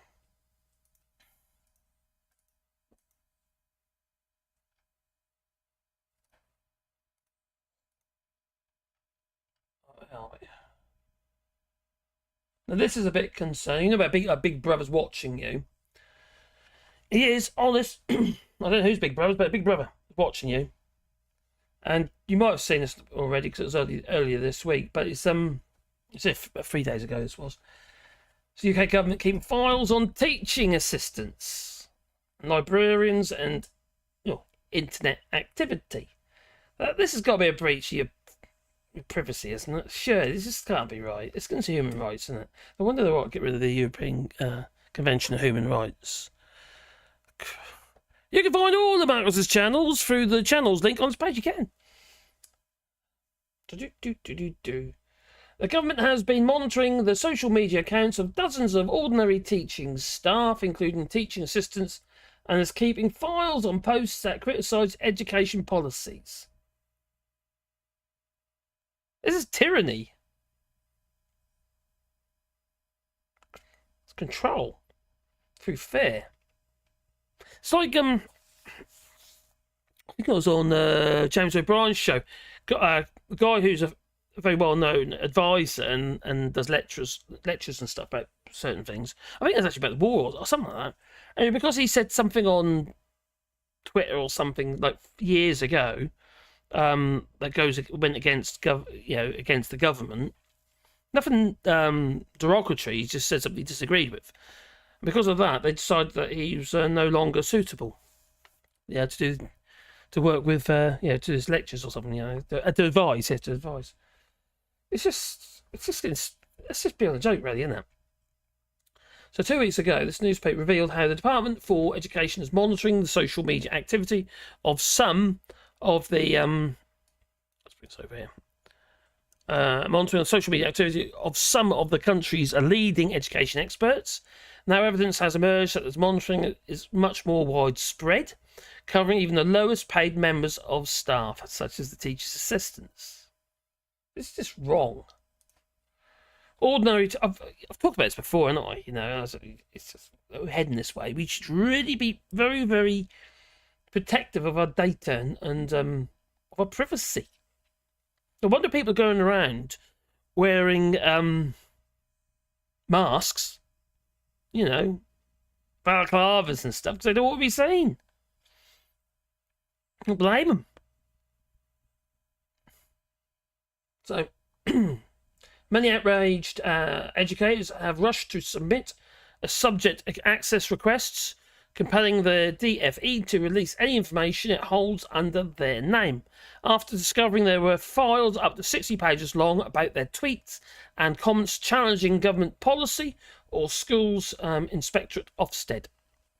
Nikki Cleveland, a higher level teaching assistant and primary school librarian who mainly posts uncontroversial children's book reviews, discovered from the SAR and the DFE, had a file alerting colleagues to tweets from her complaining about a lack of funding for school libraries. Why is that bad? She said, I was gobsmacked that I was even on their radar. Cleveland expressed anger that while the department was flagging tweets about schools struggling to balance their budgets, meet the growing needs of pupils without enough staff, and deal with unreasonable demands from Ofsted, and nothing has changed. The whole thing makes me even more cynical that no one in the government or the DFE, Department of Education, cares about what is happening in schools on a day-to-day basis, she added. Well, because they don't want the public to know.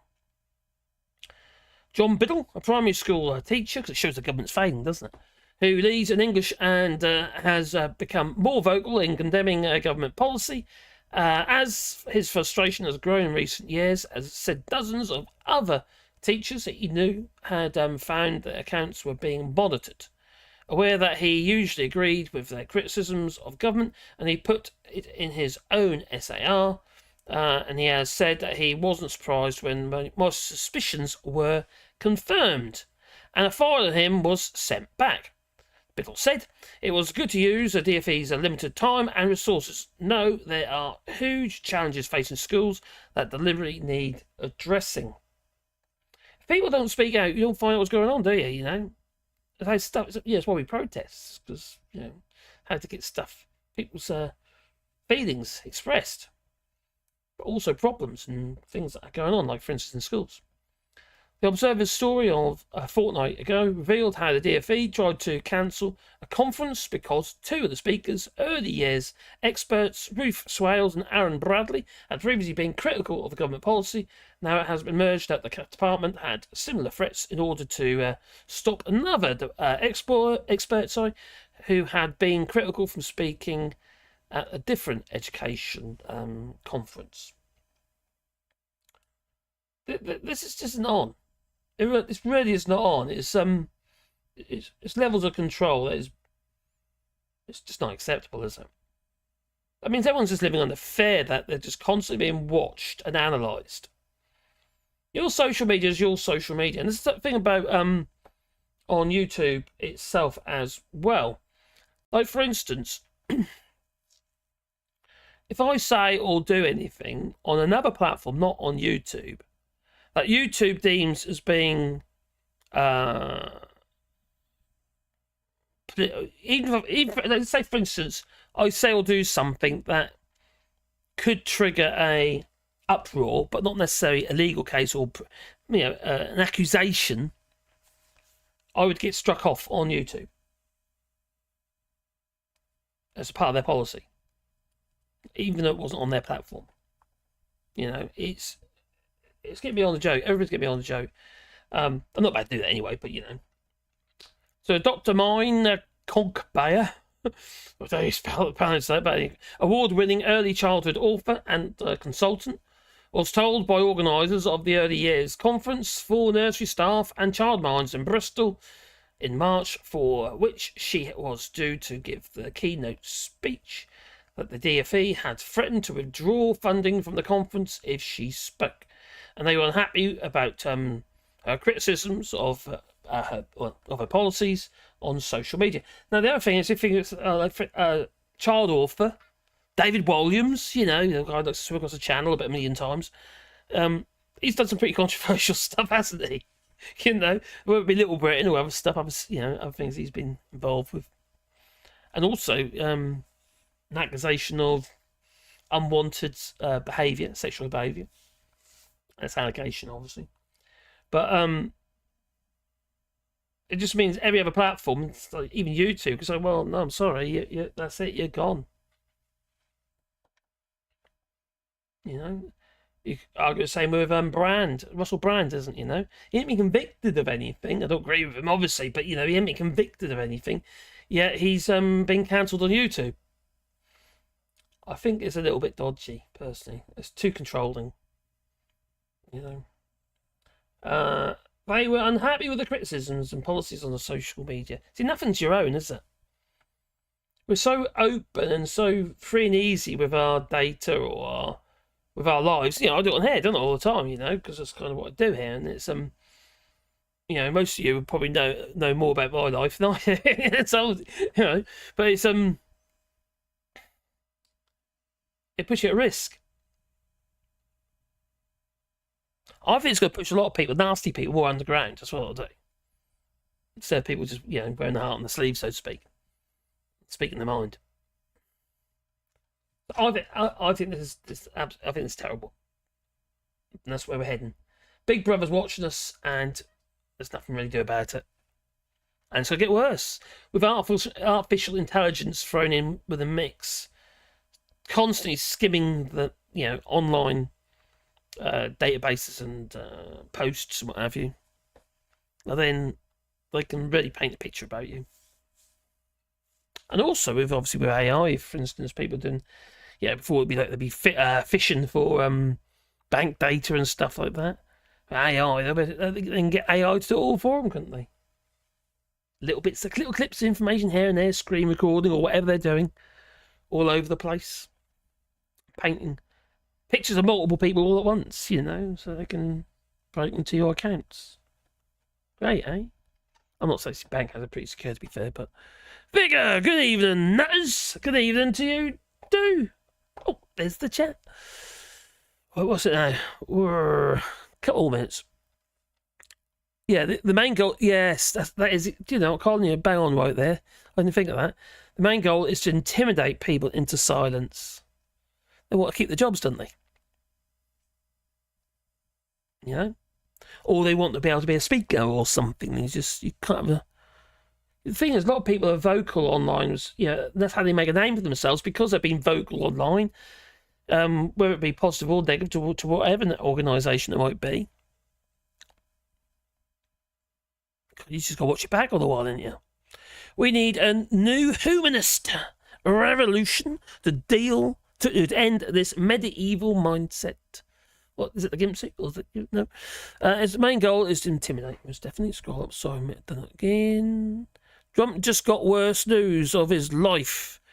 New court case ruling he must be disqualified starting next week. Apparently might be jailed for putting witness life in danger. Oh, are you talking about? Leslie. She's an attorney general, Leslie something. And Trump put her address on his social media platform, inciting basic violence against her. That's criminal, isn't it? You know. Please lock him up. Oh, we got limerick. Oh, limerick time.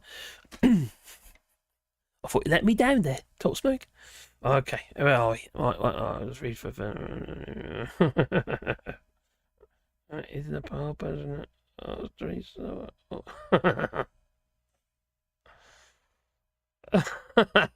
All right, okay, let's give it a go. There was once a gimp from the west who wore rubber over his vest. He hid near the path, but it was Teresa that walked past. I've not brought enough drugs to attempt tonight's molest. Well, we got the GIMP. The GIMP sleeping. I guess you just have to wake him up now, won't you? Oh, cheers for Tom's Mike.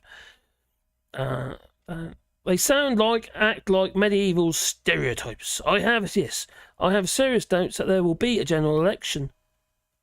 Who else said that to me? Somebody said that to me.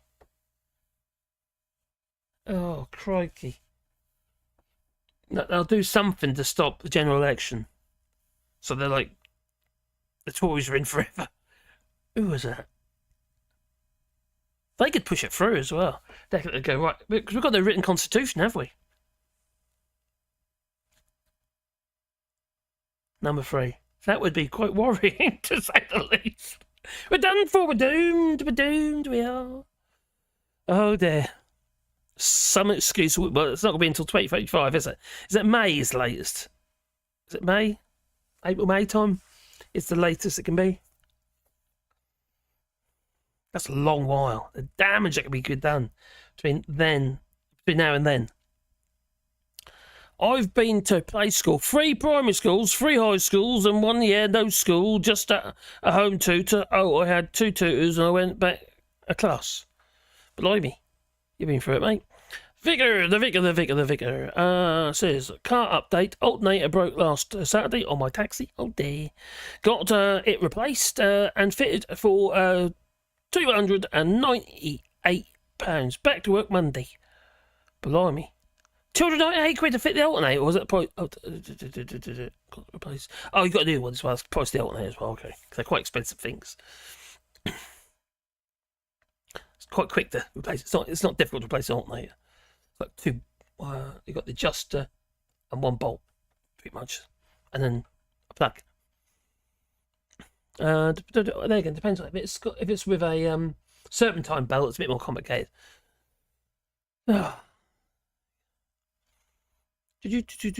When your opponent's rhythm becomes random and mad, you have a 1.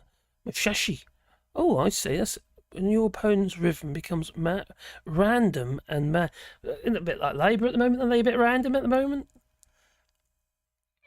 He does kind of U-turn quite a bit. I don't know, not U-turn, but he's kind of like changed his mind. Doesn't really know what he's doing half the time, I don't think. Starmer is dodgy too. I'm not disagreeing. Number 3.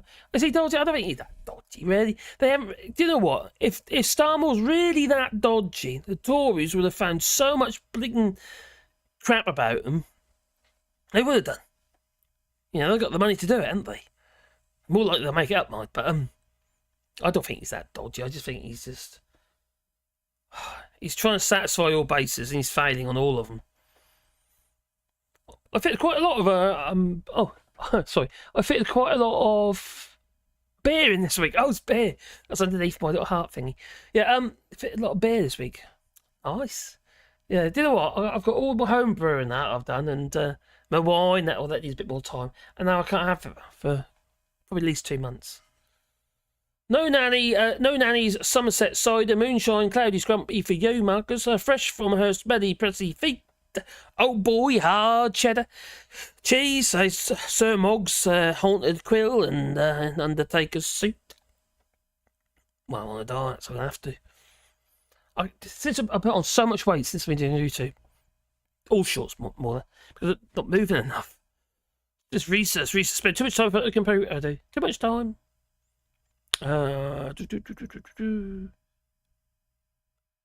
I think they rather take the money and run, says Al Smith, more than likely.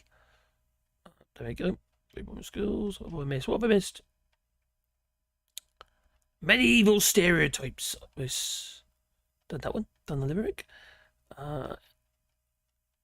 Simon Wood, hello there. The Department for Disinformation has this to say about Iraq. It's good for you, as in Iraq concrete. They've gone quiet on that, haven't they? Blocks of concrete could fall on our kids' heads. And they've gone quiet on it. There is no safe Iraq concrete. You don't know when it's going to hit. You really don't. It's just breaking down inside. There's no way of telling. There's some. If it's got dips in it, it's obvious. If it's it's got if it's been used as roofing material, it's got it's wedding on the top, water's hanging in it. You know you've got a serious problem. But it's also shrinking back. The iron inside, because the concrete can't grip the rebar, because it's like flipping thermalite block almost. It just breaks away from the thermalite. So when you make these panels, the rebar is stretched under tension, and the panel's built around the stressed rebar, and then the concrete goes off. But because the concrete's got no strength, it doesn't hold the rebar, and the rebar eventually squeezes back. So the rebar isn't over the top of the supporting walls, on the wall plates. And then the concrete can just fracture at that point, just break, and fall on your head. Lovely. Steve McGowan says, Cromp. Exactly, Quamp can win by just turning a few purple states red, which is rather scary, yes. And why I could no longer live in the USA and have studied history and fascism, and I won't live under it. Don't blame me, mate. Tommy Gun, I have some, and I understand them more and more. Over 42,000 last year became Portuguese citizens. Oh, what did Tommy Gun say? What have I missed? This is what happened. Okay, suspended all fires. You're the same thing. If they mentioned slavery was bad, they will get suspended or fired. Okay, so you've got the same thing was going on in Florida, I see. Oh, I get you. Weak people need to control other people because they are weak. That's a good point, actually. That's good. Yeah, I get that. Well, we'll surely find a place for you, but I seriously doubt he'd win again. Not from prison, and it seems likely he'll actually end up there this time. I just hope. I just hope he's going to have to pick up the soap in the shower. He might like it. Jasper says, I hope it goes to Guatemala Bay. Me too. Yes, they live amongst us. It's just unreal, isn't it? Oh, champagne yeast. Ooh. Most yeast is actually the same strain. God, he's building houses again. Building trade, swear jar aren't needed. Oh, crikey. Building trade, I know. Sorry. When you've been in there for so long, as long as I have, well, it feels like a long time. It's late 80s. And you sort of, it becomes a part of you. And then when people tell me that you can just build these houses, just do this, just do that. Just take over, steal all these houses, empty houses back, and steal all this back, steal all that back. We'll just build this, build that, build that. It doesn't work like that. They won't be in the places where you need them for a start. Homes. 1.5 million homes in 5 years. It's actually quite a modest target. But even then, I still think it's not, talking about the Keir Starmer, obviously, and the Labour Party, I still think it's a little bit, little far-fetched. Even though it's modest. Because we don't have the people to build them, we just don't. We've got the young generation of builders aren't there. They're, a lot of the older ones are just retiring. That's happening in a lot of trades, isn't it, to be fair? Not just trades, but also, other skill sets. So, what we missed? I was walking in the west late one night when my eyes beheld an eerie sight, for my gimp from his slab began to rise, and suddenly, to my surprise, he stole my cash. It was a graveyard smash. Very good. Oh, McCray, Tossmo, you got a competitor. You got a Limerick competitor. Those are floodplains still not built on. Don't say that. We've got rising sea levels, and they reckon it could get us 5 metres. If we lose the ice in the Atlantic, they reckon the sea levels will rise by 5 metres. So don't put them on a floodplain, whatever you do. Not unless they can float. Maybe that's with little flat boats or something, the little flat bottom boats. Like little, little houseboats. Flat, what do you call it? Southern flats. Oh. In Norfolk, there was a load of these little holiday chalets that were built float on the water years ago. It's like most of Norfolk is a floodplain. Oh, there. We need to think about how we're living it. The idea that we have the same old houses that we've been building for the last God knows how many years, I think it's for the birds. We don't have, that's about the room, it's also about, well, for some, they're very costly to build. We don't have the trades. The trades are asking more money, so they're becoming too expensive to build. And they can be built in factories. Houses can be built in factories. South Africa just won the Rugby World Cup final against New Zealand. Hot favourites. New Zealand lost their bottle of Steinlagers and made my vid observation video. Oh, cool. Edward. I built a house in Germany when the Fickites voted for Brexit. Yes. The Fickos. Plenty of them, weren't there? 52%. Drink beer and listen to loud music. It's the only answer. And go, no, nothing is happening. Sometimes I feel I want to do that. Seriously. It gets me down sometimes. It really does. You missed it. Oh, did I? Number 3. Where is it? When was that? When was that? Number 3. Is it still there?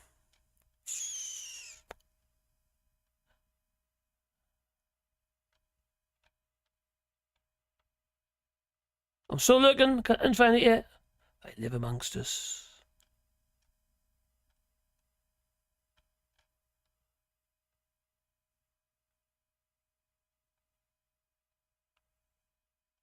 Will I stay until tomorrow's live stream? No. I'm just trying to find. Where was that, mate? I can't see it. Yeah, GB's. Yeah, crikey. No, Boris Johnson as well. Spixie Cat. Yes, hello there. Spixie Cat. And Andrew Evans. I haven't said hi already. How did I miss that? Well, I've done it before, haven't I? I've missed it before, so... I'm still going. I haven't seen it yet, mate. Unless it's extremely short.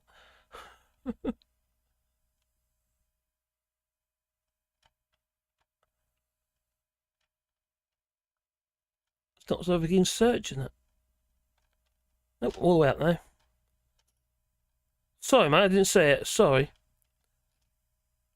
Not the only answer. Get stoned and listen to loud music. Get stoned. Do you know what? I've never, ever took drugs. Never.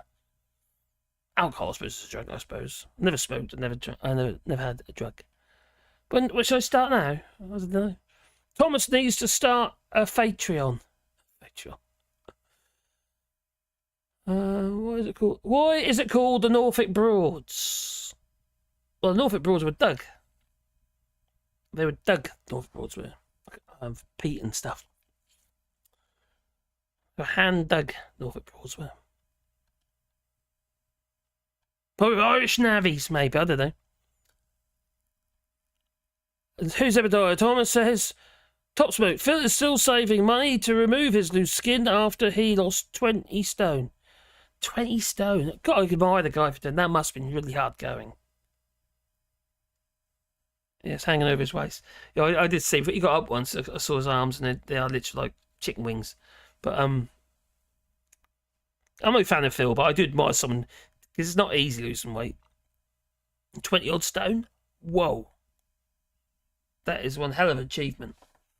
Fair dues to the bloke. Well, yeah, sorry about that. I'm afraid I missed you, Limerick. Didn't see it. Have you got it again? So just suppose you know where. Have you seen it? So you can copy and paste it. Smoke a joint and listen to Joy Division. No, thank you. Number 3. I'm a troll. I live in a hole under a bridge. Actually, a fridge. Left by Boris the Johnson mole. Cheers, buddy.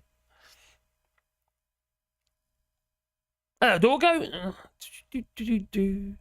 Not the eye ask stone. Listen to the music. Okie dokie.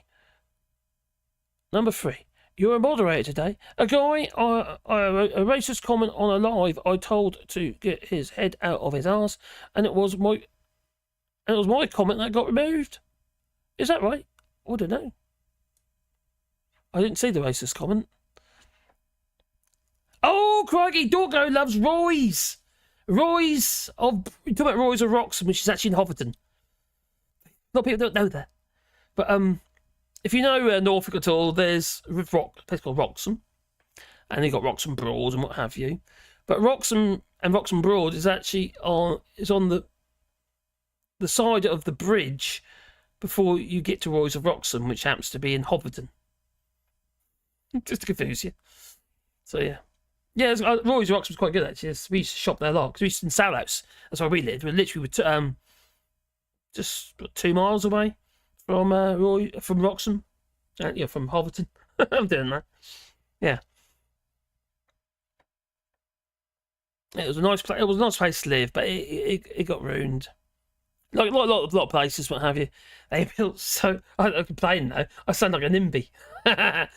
They built so many flipping houses since last time I've been back. It's really spoiled it.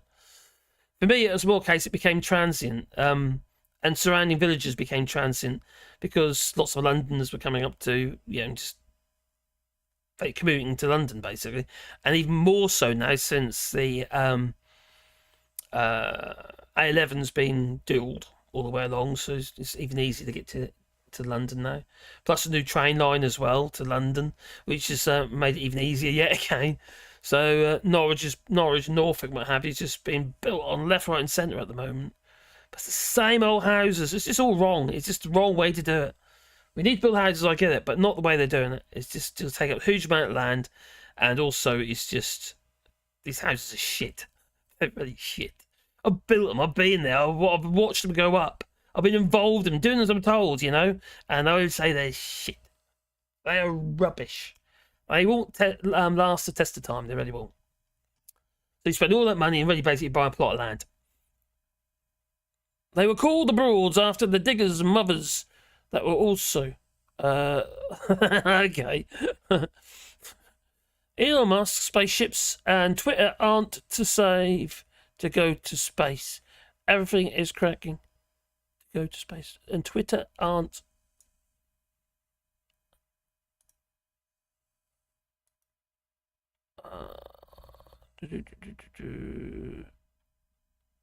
Listen to Samson. Don't get mad. Get even. Play it out loud. Don't get mad. Get even. Play it out loud. Maybe. The Fens of Lincolnshire, Cambridgeshire, and Norfolk had the Holland Dutch to drain it. Been to New Holland there, and totally a different England. We had the old wind powered pumps and stuff in Norfolk to keep the land either irrigated or dry.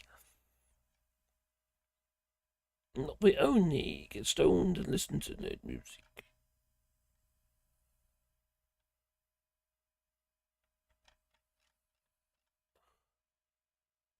We need to build underground. Oh, we live in tunnels. We will lose our eyesight because they'll grow over because we don't need them anymore. Yeah. Underground or up. I don't know about underground. I forgot the flood. No, not underground. No, not in little sealed capsules. No. But I think we need to be building upwards. We've done it before, maybe right, I'll cock up of it. Cock up of it. There's other ways of doing it. They can be really nice places. You can get a lot of properties in a relatively small footprint of land, can't you? Just don't clad them with flammable cladding. It's a really bad idea, I've heard. But Jake Rees-Mogg will say something like, I don't know, you just got to use your common sense, They're building on the floodplains. Oh, crikey, what could go wrong? Well, if they're building on floodplains, they'll be doing a lot of piling, so there'll be a huge amount of work in the ground. So what they'll do is they'll drive piles in and build a ring beam and then a concrete pad. So I think that's wrong. If you're going to be building on floodplains, I think it's... my feeling is it should be a floating foundation. Not actually floating, but it's like a big... a raft foundation. So you have a ring beam on your foundation, so really basically your footing is all concrete with the floor, and then you build off that. So if there's any ground movement, the building just moves with it, So okay, your walls might not be perfectly vertical, but at least they're square still. If you rely on anything in the ground's always moving. And it can crack, break, and all sorts, same thing. But move anyway. Not in a good way. There's in Wroxham, we talked about Wroxham earlier. Lenny Funnell, he's gone now. He developed a piece of land there. It's where we had Brawl's Tours and what have you. And there was a load of like houses and like chalet houses and apartments, what have you, built on the side of the river. All the roadway leads up to what have you, it started moving and what have you, and the architect made a big cock up. It should have been piled. The road should have been piled. But what happened is the big slabs of road, basically, they started doing that. They weren't meeting up with each other. So like, literally like that they were. So, you know, buggy your suspension up on your car. Anyway, the guy got sued. What have you? I imagine he was insured. But there's the not the architect, but there's the civil engineers and what have you involved. Big mess, big cock up. Save money, you see. You should build some tree houses on Wallibor and rent them out as Airbnbs. Well, we have an Airbnb here. It's literally above my house, above my head. There's only so many lets you can get on Airbnb in this area in France, and also tourism is getting hit everywhere because there's an anti-tourism movement at the moment across Europe. Not actually just Europe, even in Hawaii, places like that. But people had enough. The locals, the people who lived there had enough tourism, and they're deciding that to protest. They're protesting against it. Now laws are being passed in Spain, in Holland, in Netherlands, sorry, and France to push back against tourism. And the first ones that get hit are rowdy tourists. And it feels like it's a little bit aimed, and in Germany actually, it feels a little bit less aimed at the Brits. That's what it feels like anyway. But there's all sorts of stuff that's going on. A lot of stuff to make it less welcoming, you see. To be fair to France, though, regarding the La Marche government, Macron's government, they're doing something which is quite clever. Where they give funding for promotion, where they promote different areas for tourism, what they're doing is instead of it being like, I don't know, Disneyland Paris, which might get a whole load of money, or various other places that are big tourist destinations, they're saying now that what they're going to do is they are going to look at the smaller, more quaint places and provide them with the marketing money to promote, or they'll do the marketing for them. I'm not sure what the score is at the moment. It's only recently been announced, which is, I think, it's a good plan because there are areas in France, for instance, that don't get enough money coming in, and a bit of tourism would help. And also they'll put more on the map, and there's quite a lot of motorhomes, camping cars and what have you here in France. A lot of them coming from Germany and the Netherlands. People are more likely to visit, aren't they? Spend a bit of money here, maybe go to local bars and stuff like that. Because nearly in every little town here in France, there's a thing we call an aide de camp. There's one in Order where I live, and there's one in Somerset. They're everywhere. The one in Somerset is really nice. It's on the side of the lake. It's a really lovely place. I've walked dogs around there plenty of times. And it's a brilliant idea. It's a great way to actually bring in people, so they spend money. In the towns. I'm talking little towns. In little places. And they're quaint, and lovely little places to visit. And we've got our camping car, which will be on the road very shortly. I had a problem. We got it going now. We had a fuel pump issue, but that's done now. We didn't have a fuel pump issue then because it had been sat there. We got a fuel pump issue, but it's all good now. So I just got to get it CET, which will be done very soon. When the rain flipping stops. So it's just nice to be able to go place to place, travelling across the country. You've got all these places where you can park your camping car. Some people can pitch a tent up in these places as well, and it's free. Most of them are free. Occasional one you have to pay for, but most of them are free. And sometimes you get free electric with them as well. Sometimes you have to pay a little bit for your electric for these little they call it Borns, what they call Born. It's quite nice. And so in France, they're trying to shift people away from the overly touristy areas into the least touristy areas, I suppose. I don't know if that's what they're going to try and do in Spain, but Spain, from what I can see, is a very different place to France. There's some places are really arid and there's just nothing there unless you go to, obviously to concrete jungles. I'm not a lover of Spain. There's some lovely areas, but you've got to rig off the beaten track and what have you. But coastal Spain, I'm not a lover. It's just the tourism has just gone through the roof, hasn't it? And Barcelona, for instance, they're campaigning in Barcelona like crazy against tourism because I say it's pushing house prices up. Many of these places are actually saying no to those who want to convert their places into Airbnb, and that actually is happening here in France as well. If you want to have an Airbnb, well, many people are saying no. Well, many areas are now saying no. So it's one of the things, isn't it? It's just people have enough. They feel they've been invaded with tourism. Anyway, back in the chat. They're not going to make a move, I think. I'm losing my voice. Cruise ships visiting Scotland to be charged emission tax. Good idea. Charge them, I don't know, wake tax as well. For their wake, and they're destroying the coastal defences, that's it. They were temporary, and that was the point. Francois Villon, strawberry mauve, claws, kinky red. It as I don't know what that means. Let's go up above the mist. I'll go up a bit first, and then we'll come back down again. Limerick. There was a mum from the fence. Okay, there. You can always report a comment to YouTube. Moderators can't always get things right. That's a good point, actually. And also, it's not, people aren't always constantly watching all the time, are they? I mean, you've got things you want to do as well, like go to the toilet, maybe. You won't miss it. It's like it's like when I miss limericks, The building on all the floodplains there is terrible. We need to build underground. It will flood and drown. She worked in a W.H. Smith. What? She worked in a W.H. Smith selling pens. Who did? Where is Musk's car in space? Not in space is the answer. Actually, yeah. What happened to his Tesla? That he had off that, as it landed, yeah. As it re-entered. My ex turned out to be a ditch digger. What?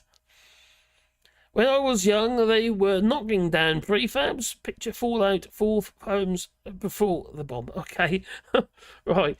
Okay, Fallout. Little Archon houses. You remember them post-war area houses? The little area houses, which were basically metal frames with concrete panels that are just like hooked over the frame, and they're supposed to be temporary houses. And they were up for flipping donkey's years until finally they realised there's a lot of land there. We'll knock the whole lot down and build a load more houses. So they got like double the amount of houses on, if not 3 times the amount of houses on the same amount of land. I'm talking about there our way anyway. This was Little Plumstead. Well, Little Plumstead, Great Plumstead. I think it's Little Plumstead. When I was young, they were knocking down prefabs. Underground, overground, wombling free. You can pick there. You should build some tree houses on Wally Brown. Yeah, but we did actually have a teepee, big massive teepee we had here. But getting people here isn't easy. Number 3, Limerick under Dorco, Roxham Royce. Flat complexes can be really nice without looking like combi blocks. Of course they can. They don't have to be horrible, do they? Lots of people around the world live in apartments and flats and what have you, and they can be nice places. What doesn't help, though, is, I'm going to sound really snobby now, that some people just don't care. They really don't. Because my company was doing maintenance works, and we did a lot for local authorities, building regulation approval and stuff like that. Also, there's a guy we used to work for called Bob Gotts. He used to face motorbikes actually one time. Anyway, Bob Gotts and Alan Gotts, his brother, and a couple of other people actually, and also for Abbott's letting agents in Norwich, who are the worst. I mean, letting agents are the worst. They really are. They do not look after property. They don't pass the message on. They don't pass the complaints on. They were useless, absolutely useless. Those Abbott's letting agents. They also sell houses as well, in not far from the cathedral in Norwich, and terrible payers as well. Terrible. Anyway, we used to work for these people, and what have you, and a lot was social housing. All of Bob Gott's places were social housing. They were simple, but they were clean. And when we used to turn around, so you'd go in, basically make sure everything worked, make sure everything complied, because the rules were quite tight with social security housing. Like, for instance, making sure if it was apartments that, if there's a fire upstairs, it can't fall downstairs. So you'd have to put like wire or special boards in and stuff like that to make places safe. And to be fair to Bob Gott's, this place were very simple. Magnolia paintwork, new kitchens, quite often put new bathrooms and stuff like that, but you had to. The places were, every time a tenant moved on, in most cases, not every case, in most cases, they were absolutely destroyed. I mean, they were disgusting.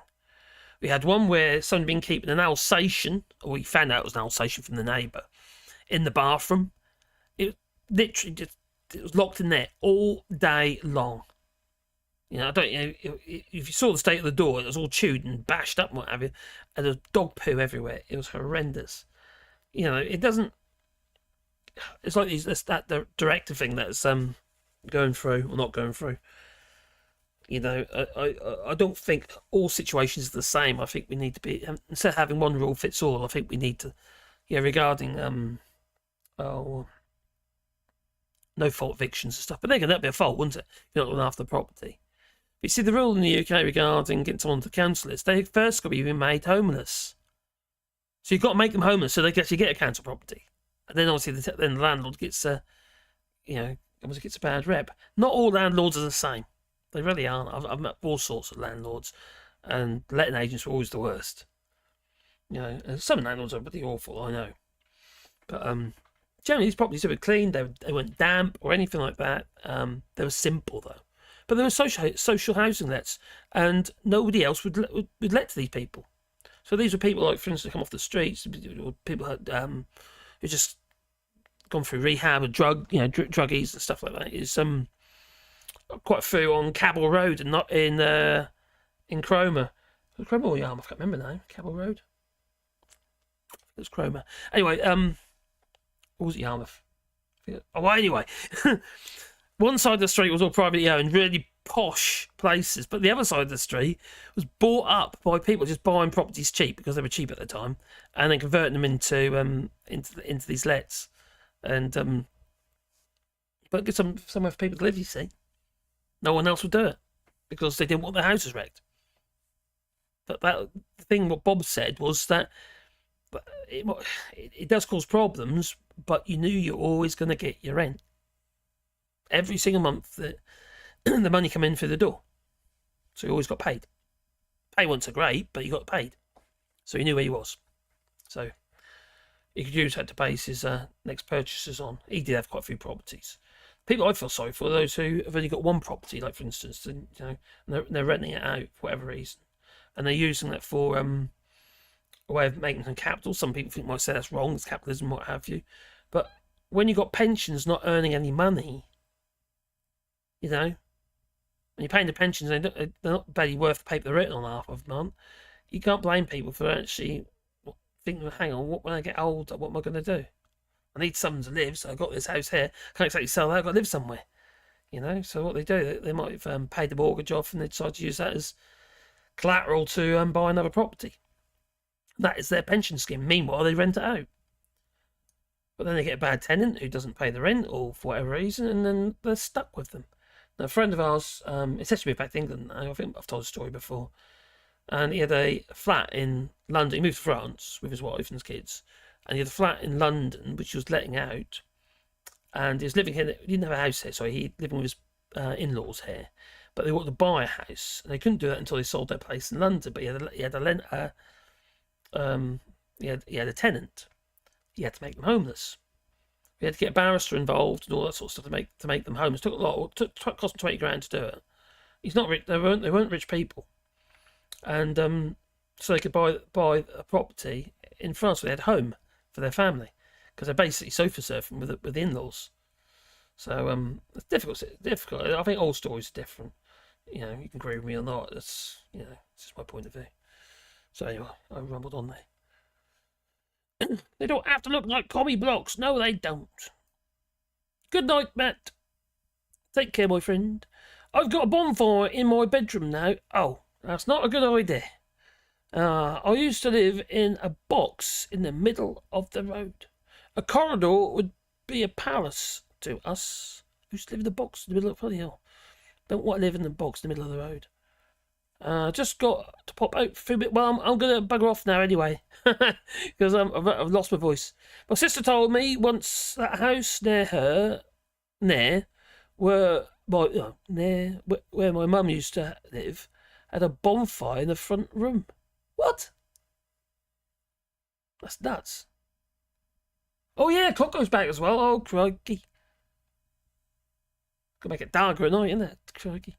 After a week abroad, the lovely fair wind on the Broads with my mates. Oh, lovely. And the poor boat had to be condemned. Roy's of Roxham was great. What boatyard was that? Where did you rent it from? A lovely fair wind on the Broads. Yeah. The Broads are lovely if the weather's good. You won't want to swim in it now, though, especially on the Broads, and especially on the stagnant. You got Surlingham Broad and places like that where the water's more stagnant. You can get wheels disease and stuff if you're not careful. Clock just went back, so yep, it's gone back here and all. Well, so it must be 11 o'clock then. 7 past 11 now. My computer ain't updated yet, though. Still saying 7 past midnight. Build a sauna. Been there, done that. We've got a jacuzzi. We ain't got a sauna here anymore, though, no. Like watching Oliver Reed drunk. Oh, Oliver Reed. He's brilliant, Oliver Reed. He's gone now, isn't he? Drunk, but Claus Kinski is funny too. Are you talking about the same Oliver Reed I'm thinking of? You know, Three Musketeers and all that. I'm an hour and a half behind everyone, says Stop the Greed. I wish we could. My ex turning out to be Twitter. My ex turned out to be Twitter. Oh, crikey. Francois Villon, a poet, beggar, thief. The reason why your mastic video went 250,000k viral, sure, was because of your flat cap, not the content of the video. Maybe. Did you realise that video? Before it went live, it was 860,000 views. I wonder if I can have a look. It went loopy. I reckon it might be already. I'll have a look. Let's go on YouTube Studio. Maybe I can show you because it's stupid. The video is shit. Yeah, it's not a brilliant video. Obviously, somebody liked it because it wouldn't have worked, was it? Yeah, the algorithm liked it. The algorithm. This is on my woodworking channel, obviously. I'll find it for you. Here it is. Let's see what that's done. 971,000. Let me show you that because that is bonkers. This is my best performing video ever. Ever. Oh, this has gone crazy. Yeah. 971,000 views. So definitely, I reckon, by the time I get up in the morning, it will be 1 million views and plus. The video's been on about 9 days now. Didn't do much at all until literally 2 days ago, and it literally been bonkers. You can see here, if you look here. Look at that.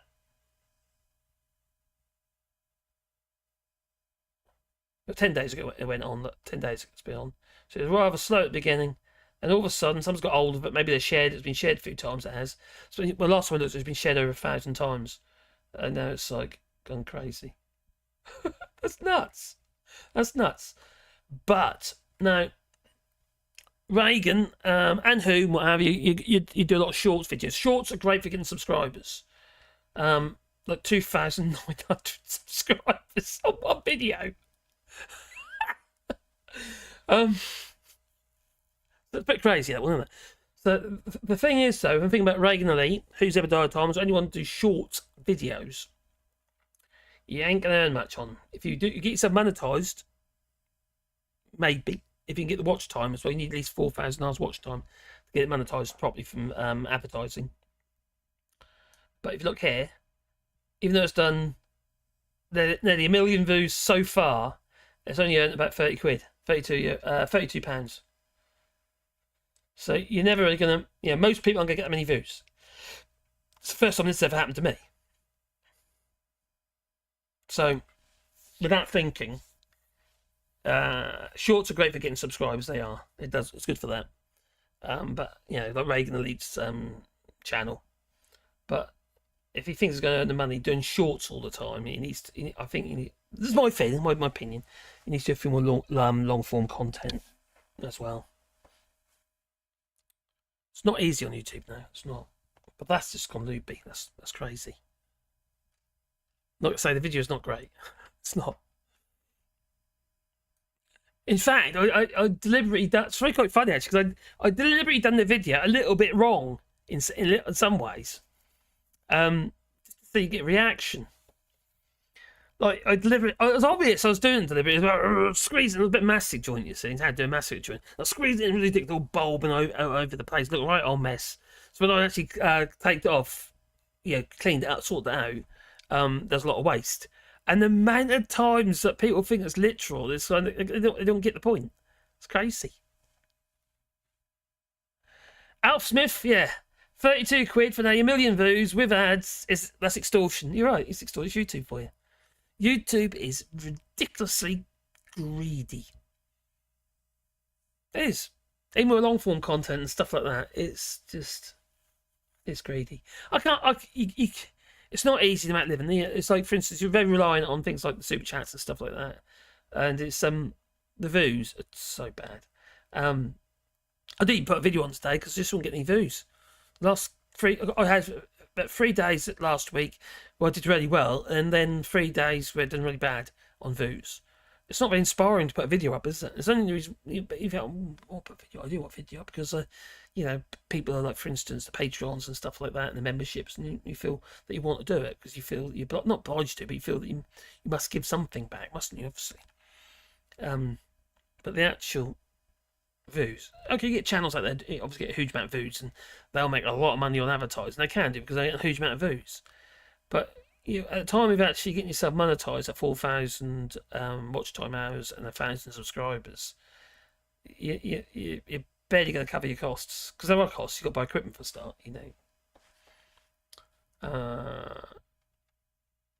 Looking for another hour.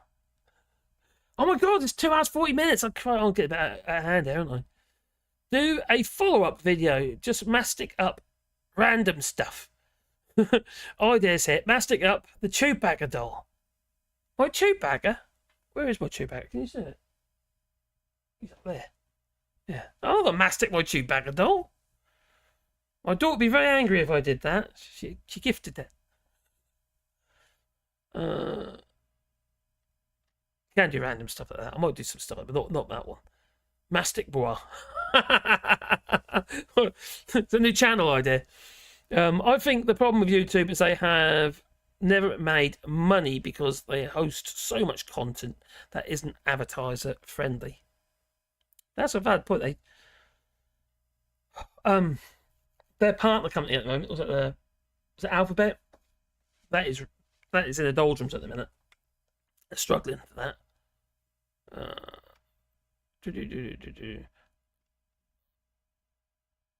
I like live shopping videos. I did a shopping video the other day. I did shit. It wasn't live though. The problem with the shop, doing them live, you don't always get very good internet connection, and they drop out because you're inside the building. So doing them live, I did have that live a couple of times, and I was quite lucky. But I've tried since, and it was really poor connection. And also, there are laws here in France, regarding It's quite, if you accidentally get people's faces in and stuff like that, which is quite easy to do, you've got to be so careful. I may try a short. I could do with some more subscribers. Yeah, shorts are good for subscribers. But vertical content under 1 minute long. So, yeah, up to 60 seconds. The sweet spot seems to be around 34 seconds. So just get a quick point out. Yeah, as quick as you can, basically. And that's kind of what you do. Because that video that's done really well is actually 59 seconds long. But it's me, because I'm going to have to talk really, really quickly to get the whole thing in. It's kind of make a lot of momentum in it. And it's fun. It's fun anyway, it's fun. Mastic up the wife. I'll do that later. Oh dear. Which video, Gins? It's the one about mastic. It's a short video, vertical video, and it's about how the professionals mastic or caulk a joint. Mastic is from, we used to use stuff called mastic. It was like an oil-based mastic we used to use years ago. And it used to come in like a sausage tube. And it's kind of stuck with me. I've always called it mastic, which actually is caulk. But so larger in mind. Yeah, times two. Oh, thank you very much. What do you say? What do you say? Well, it hasn't turned up yet. Get it on there. Put it on there. There we go. Oh, cheers, Ruth. Thank you.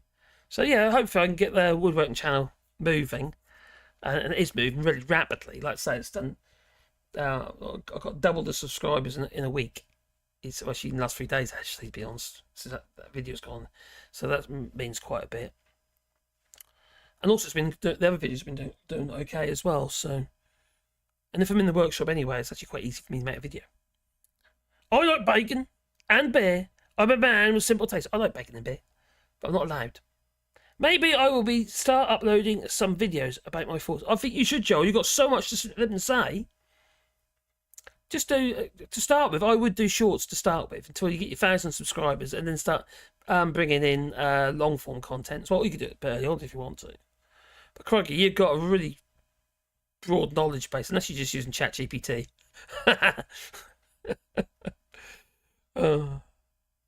Reaction videos are hot now. Yeah, people watch a movie and react to it and get loads of views. We're not sure that the copyright thing is a problem. I'll tell you what you can do, though, is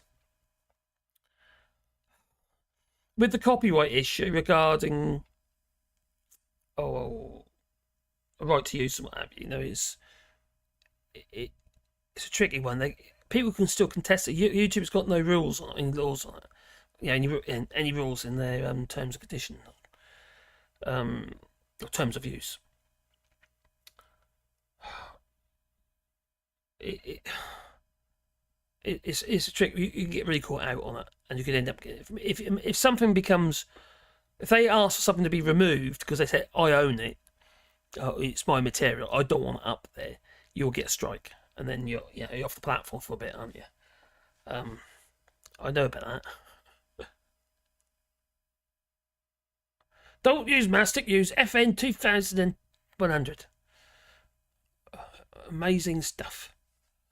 I've done a lot with polyurethane mastics. With this the technique I showed in that video. So based on that, really, because I do a lot of done in the past, making up windows using aluminium sections and tempered glass, and these windows would then be fitted to the boat, basically. And we'd bed all the window in with a polyurethane mastic, but it has to ooze out everywhere. Otherwise, you're not going to get a seal, because obviously it's a boat, for instance. You'll be really careful. And then what we do is we did the soapy water technique and literally peel away the excess mastic, which in this case is polyurethane, caulk, mastic, whatever they call it. Tories are trash. Is that short enough? Yeah, that's fairly short. You can do a little bit more than that. Generally speaking, if depends how you speak. Obviously, I'm quite fast. How I speak. I can do up to 100 words for a minute of video. So you're a lot slower when you're speaking, aren't you? So if you did 50 to 60 words, you'd get it within a minute.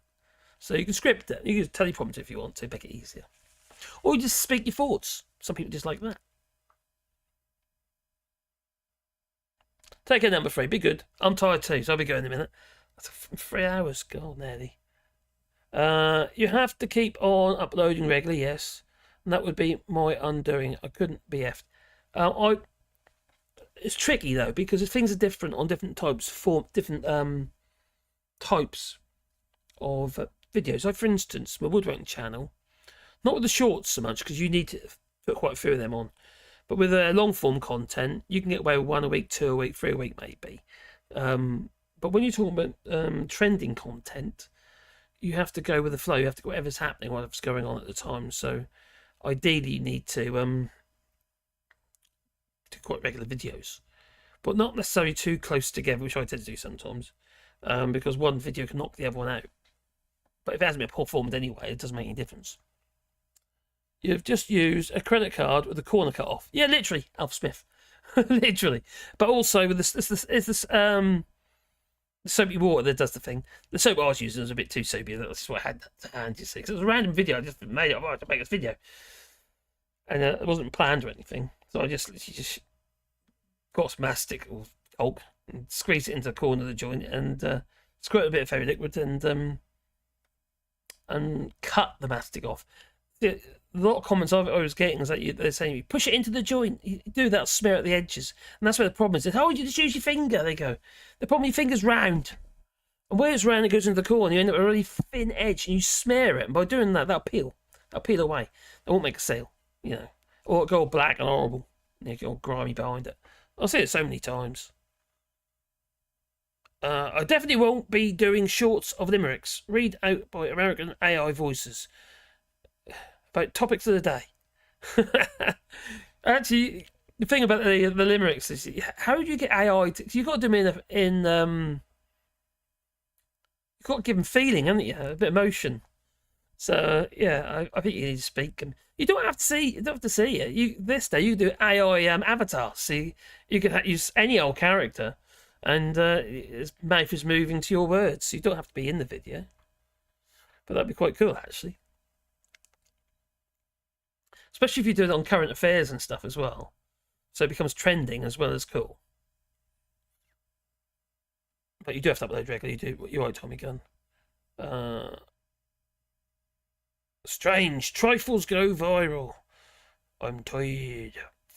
I'm a human, all shorts. Not AI for me. Thanks for the advice. Did I insult you, Joel? Did I insult you? Yeah, I know. Earth Trifle wasn't moving from day one. It didn't really doing anything. I don't know whether with that one, with Earth Trifle, whether I do the format on the computer with that and talk about environmental stuff. Don't make it political, but what stuff that's happening. I saw that video, says Gingers. You're one of the 1 million then. What was it now? Let's have a look. Let's refresh it.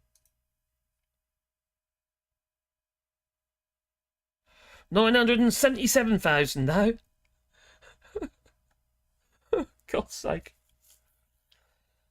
That's nuts.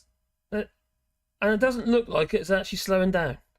Yeah, 977, 826 views on that video. It's just crazy.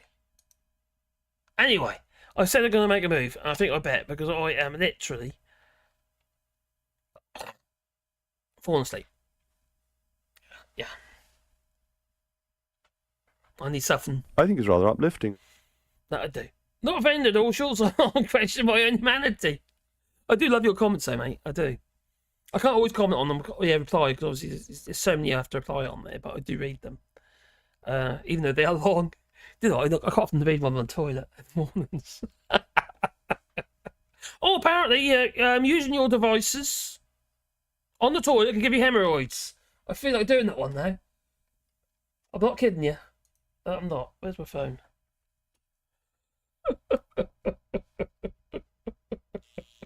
I should have done that with the flipping GIMP, shouldn't I? Oh dear.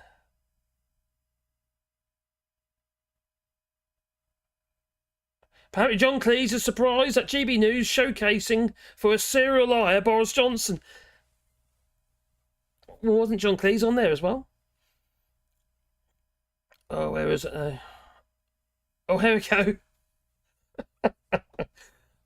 Doctor issues warning about using your phone while using the toilet. A gastroenterologist has warned people about the risks of using phones on the toilet and gave advice on how to fix the habit. Dr. Joseph Salhab confirmed that prolonged sitting and straining on the toilet, perhaps encouraged by taking your phone to the bathroom, can lead to an increased risk of developing hemorrhoids, piles, also known as piles. He also commented on how... Oh, God, what's going to come back? Come back. Oh, again. He also commented on how it can lead to undesirable bacteria on your device. I don't know about you, but I don't poop on mine. No. Dr. Salab, who goes by the Festo Mac Doctor on TikTok. He's a TikTok doctor. Said straining and prolonged sitting when you're trying to use the restroom puts a risk on developing hemorrhoids and can be painful and bleed. Especially when you're watching Toilets of Coffee. He gave tips on how to reduce the time during a number 2, including limiting your mobile phone use. Oh my God. There he is. A bit bright. Anyway, it's time for me to go, so to tell you now. So, there you go. So, thanks a lot. Anyway. Oh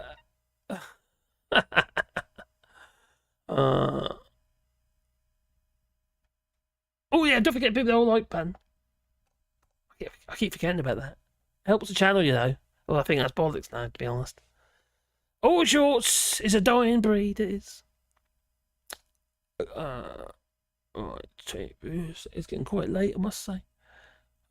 Tomorrow night as well, crikey. Yeah, we're live again tomorrow, so I hope to see you then. I'll find something a bit more sensible to talk about. Anyway, Kofi is a hemorrhoid, that she is. Oh, Teresa Kofi. Ain't she a stunner? Oh, crikey.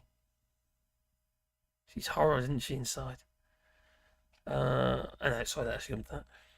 Have a good weekend, everybody. Yes, maybe this is how I end up with my ileostomy. A whole new meaning for ringtones. Oh, what, like a burning ring of fire? Oh, maybe. Oh, dear. Yeah.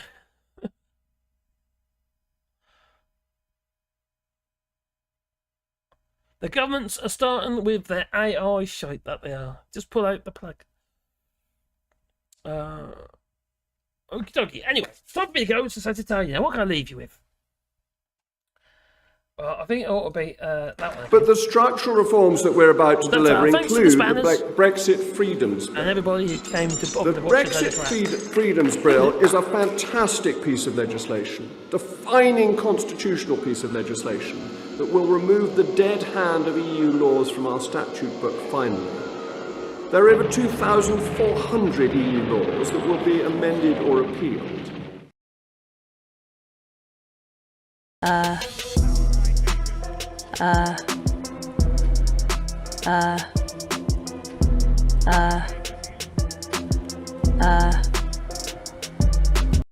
The NHS is and always has been a national endeavour. That was set out in 1944 when it was a Conservative politician, Sir Henry Willink, who put forward the proposals for a National Health Service. That's right, a Conservative MP from my home city of Liverpool who conceived the NHS. A good omen, I think. We need to fund the furthest behind first. And for too long, the political debate has been dominated by the argument about how we distribute a limited economic pie. Instead, we need to grow the pie so that everyone gets a bigger slice.